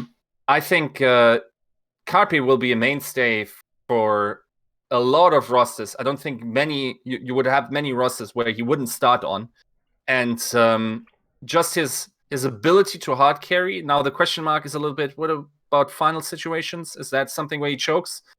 I don't think we had enough empirical evidence on this yet, but basically, like, you see me talking down Carpe, why, like, giving caveats and whatever. That is because I'm so confident in his ability, in his mechanical ability, and also he's not a stupid player. He does take some outrageous angles, but because he can, and then that isn't stupid, or it isn't masked by his mechanics. It's just like smartly picking the angles that you can with the aim that you've grinded into. So yeah, I think Carpe should still be a solid pick. I think heading into a 2-2 lock, especially, you obviously you can give him a bit of a pass for the season simply because we are heading into 2-2, and I think he is. I mean, I pegged Philly as one of the biggest winners of the 2-2 lock happening simply because they can once again slot this guy into a position where he can potentially carry. So I don't really mind the pick. It's just for me, fact that he's 20, the fact that he didn't really show anything in Goat's meta, or he wasn't, certainly his impact was nowhere near close to where it was last year, and also the fact that he is a hit scan specialist. He's a flexible hit scan specialist, but still we haven't seen enough Genji to really trust it. But I do think he's mechanically insane. Any other thoughts on Carpe? He seems like a difficult person to work with. He seems like a lot of the stuff that I've heard about Carpe and the I don't know, the reports about the people that have played with him, or how easy it is to coach and this kind of stuff, leads me to believe that you would have to have the right roster around him. I don't think Philadelphia Fusion is a great example of a well-functioning mixed roster team. And I think that part of that might be because of Carpe, and because I would really be entirely unsurprised to see Carpe leave the Philadelphia Fusion and join a full Korean team next year, and only ever play on full Korean teams for the rest of his lifespan within the Overwatch League. I think that's an entirely reasonable future for this guy. The other issue for me is that with a lot of new talent coming into the league this year, I don't think we'll see Carpe as the standout player that he was last year. I think when you consider the other Widowmakers that have been added in, I don't think that he's going to look like the god tier Widowmaker that he did last year. And even though he was incredibly talented at like the McCree and the Soldier 76 and this kind of stuff as well, the main argument for Carpe is that he's a freakishly good player. And I think you will always struggle to build longevity around people who are freakishly good players mechanically, because young talents are always going to keep developing that are going to overtake them. He's probably always going to be competent, but for me, the hit scan role is something where I would rather change it every year or every couple of freakishly good player that's hot at the time, rather than have a mainstay that's always going to be pretty good. I never want to be in a position where Carpe becomes the next Bird Ring, and I'm like, oh fuck. Now I've got Carpe Good on one. my team for 5 years, and he's bird-ringed me. He's absolutely doomed me. That's I a don't know very whether good that would ever comparison, happen, yeah. but we never saw that coming with Birdring, No. honestly. It's true. It's true. But And that, I still don't really know what the reason was for that. yeah. Well, I mean, it just comes down to personality. I think with Birdring, from what I've heard at least, is the fact that he's just not that motivated. Sure. What we discussed, drive. I don't think, from what I heard, again, just rumors, but that he might not have that. That he might have backup plans or whatever. So maybe that, because I do think Birdring in his prime, I think if this segment is done before season 1 started, I think Birdring is definitely He's up a there. mainstay, yeah. Yeah, exactly. He's one of the top. He's because Prophet hadn't quite exploded yet to the same degree. I think Birdring would have probably been one of the first 10 picks for sure. So yeah, the drop off was very drastic. Whether that applies to Carp or not, difficult to say. But yeah, I mean, again, just from what we've seen rumors spread publicly, how much weight do we want to give them? Who knows? But I forget where it was, but it was publicly announced, and it's been not announced, but it's been publicly said by someone that, you know, Fraggy would never play on a roster with Carpe or whatever. And who, again, just a rumor that someone put out there, has been circle jerked. Who knows how much truth there is to that? But there have been stories like that put out in the open. So yeah, like that's definitely, I think, a reasonable point that Sideshow made in terms of potential red flag. That isn't strictly bad though. A star player demanding quality players on his roster, and completely pushes his weight around and says, "No, I'm not playing with Fraggy at this point in my career. I just lost a final half a year earlier. I want to win this entire thing." Sure. Also, like, Carpe seems to have a chip on his shoulder. I don't see him running into motivational issues anytime soon. No, he seems to have I this agree. beastly drive around him, where it's like almost nagging him if he feels like. Could that not burn him out though? You wonder? You think that could just drive him into the ground? Very hard to say at this point, I would say. Yeah. It's definitely difficult. The big thing with me is I cannot see Carpe getting demotivated and falling off in the same way that Birdring has. But it does seem to me, when I watched the entirety of Fidelity Fusion this year, that they're just phoning it in, that they don't enjoy playing with each other and phoning it in. And I don't know whether I'm just reading something into it based on what my assumptions are of how things are working behind the scenes. But when I watch that team, I'm like, none of these guys look like they want to play with each other. They don't look like a team. They look just like a collection of individuals. So maybe, Carpe would refine that fire with a different team, and the entire team would look better. But I'm always slightly worried because they don't look like a bunch of people that put the team first. Yeah. So I mean, it's reasonable to say, well, yes, superstars should be able to make demands, like Yiska says, but at the same time, I think as a team, if you want to build around someone, I think you'd rather not have that headache or potential headache if there are equally good options on the table, or options that are sort of on par with him. Okay, move on to the last pick. We have me coming in with Sinatra at number 10. Again, already covered why he slid down to number 10 for me, but he does make the list. IDK, we already talked about. Sideshow also valued him, putting him at number 10. Volamel put Fury at 10. We already discussed the Fury versus John argument. Don't have to cover that too much. I agree, Fury is exceptional. Well, I think he's the best off. He's the only off tank I have in my top 20. And so the only new player we have here is Yiska coming in with Yaki at number 10. So give us the case. Yaki at number 10. Mm-hmm. Okay. Yeah, I feel like this is an out there pick as well. Definitely from the arguments and general frameworks that you guys voiced, I would probably revise and also think about Sparkle. But my idea with Yaki is, he's just turned 18. You're getting the full length of the contract out of him, theoretically, I think NYXL has seen his talent and has put him into one of the best incubators for talent in the Overwatch League. It is also the case that I think Yaki probably will be what Nene was this year, and Nene would have been better if NYXL, and people are saying the top 3 for NYXL. I think that is massively boosted by the division they're playing in. I don't think we're really there yet, and also they have a ridiculously stacked roster. So for Yaki specifically, he has been doing it much like Decay. So Decay and Yaki are very similar players for me. Coming on, like they came up around the same time. Yaki, if I remember correctly, also wasn't he initially known for his Doomfist as well?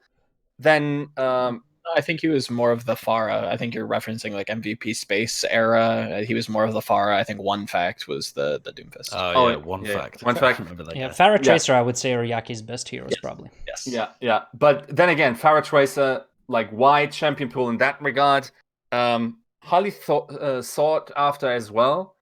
And he also strikes me as someone that is highly malleable to whatever. Like, if you're confident that you get good coaching in your franchise, I think you can easily make this guy a franchise player. Also, possibly in terms of the personality that it develops. Like, he has a lot of proof at this point. Never really had any good. Like, I'm not sure. Like, I think fifth to sixth is like the average rating that this guy has had in contenders and Apex. Never really had any breakout performances. But when his team had crazy upsets, it was most of the time because he was an absolute nut. Yes. I mean, think back to when MVP Space beat Lunatic High, like that in their prime. I think in Apex Season 3, like it was off the back of the pressure from his Pharah. Like he is a focal point when they did succeed. So yeah, I agree.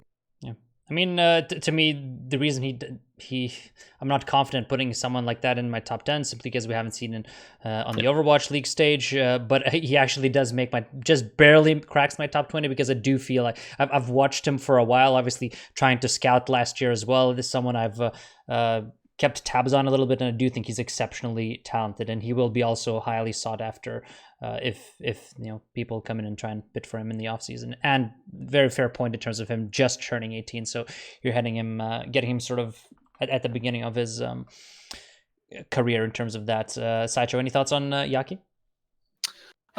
Just that if I was going to pick somebody a little like that, I probably would take a high risk reward player like a Sparkle or a Glister.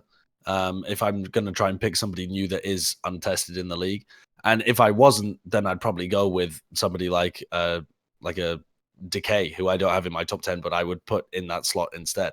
So I feel like Yaki's a reasonable pick, but would be way further down my list because I feel like there's better candidates above him. And not that Yaki's a bad candidate, just that I would personally rather have other people ahead of him. Yeah, if the resources aren't a question, roster doesn't matter. Like everybody speaks a universal language. Yaki, it feels like a very good value pick. It doesn't feel like an all-star player that's going to kind of dictate your team's identity in the future. Okay. We've been going for a really, really long time, so let's wrap this up. The last thing I have is that I just pulled up on stream is kind of the consensus list, a list of all the players and how many times they were picked. The guys who are highlighted in green are the guys who have appeared on in 3 of our lists or more. I also assigned points and put point averages to all of these guys. So obviously, if you picked first, you get 10 points. If you picked second, 9 points, and so on, and then averaged it out. So any thoughts on that list? We have 7 players who have been picked 3 times or more. That's Prophet, Gushue, in this order as well. Prophet number 1, Gushue number 2, Jonak 3, Twilight 4, Alarm 5, and Hoxel and Sinatra are the guys who are top 7 and the guys that have been picked the most, with Prophet at a dominant 9 out of 10 points at number 1 and Gushue at 6.75 at number 2. What do you guys think about that list and consensus?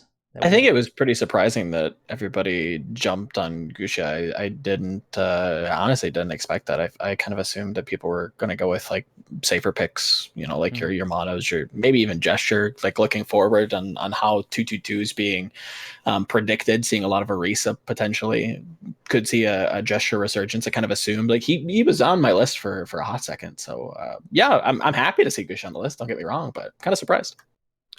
I think of the people that I would take lower down the list and want to bump higher up, outside of the people that I personally, I think Decay would be the big one. I think if you were really gonna try and pick somebody and work around them, and you weren't too concerned about the fact that we haven't seen much from him this year in the Overwatch League in terms of his flexibility, I think you can't really go too far wrong by going for Decay, and I think he will become a superstar in the future. Outside of that, I mean, the Sinatra pick is interesting. That I thought actually that Sinatra would be one that people disagreed with me about because of the idea of the recency bias and the fact that we've only really seen him play Zarya to a ridiculously high level. So I thought that would kind of be a bit of an outside punt. In fact, on my list, I think he's like number 8 or something like that. Yeah, I mean, he's number 10 in mine. 7. I think he gets boosted a lot by Yiska having him at 4. Yeah. So that's interesting to me. And I think it'll be very interesting to see whether Sinatra does continue to perform or even does continue to get fielded in Stage 4 and in 2020. Yeah, I agree. It's like the point that Mineral made before, like if a player like Striker, like the skill level of Striker or the potential of Striker, can sit on the bench and practice specific DPS heroes in his little time chamber and does nothing else than Widow lobbies for basically 3/4 of the stage, and then Widow becomes meta and Sinatra was to play ahead of him, that would be insane. And an insane, like especially by someone who we rate so highly as the coaching staff from San Francisco Shock, that would be an amazing vote of confidence. I cannot honestly not see it, but it isn't really down to the quality of Sinatra. It's probably just down to the quality or the depth of the bench and just the preparation process. Yeah, I think yes, Sinatra is a reasonable pick. I think we kind of covered everything in terms of the upside, this trajectory, and all of that. I think a reasonable pick. But yeah, obviously very small sample size because there's only 4 of us doing this. I'm gonna pull up because someone asked in chat if we can pull up all the picks for all of us, so you have them on the screen right now, and my pick is being to the left, and then you can see everyone else's names. And yeah, I think it's an interesting discussion to have, and it would be very interesting to see kind of pull all the maybe GMs in the league on something like this and see where this averages out, because obviously this is a very small sample size, only 4 guys, but we did seem to reach pretty decent consensus on at least top 5, top 6, maybe even including Sinatra, top 7, but certainly the up and coming guys, and Prophet being a dominant number 1 is someone we all liked a lot. Any closing thoughts before we wrap this up? We've been going for a very long time. I don't think so. All right. Interesting concept. Yeah, definitely interesting to discuss. Thank you guys for coming on. For all the listeners, as always, you can catch this on YouTube, you can catch this on Twitter, all the podcasting platforms. Going to be up probably a little bit later today. Thank you to all the guests for coming on, for having discussion for a really long time. It was very enjoyable, at least to me. And yeah, give all these guys a follow. You see the handles right below their names, and we'll see you next time. Take care.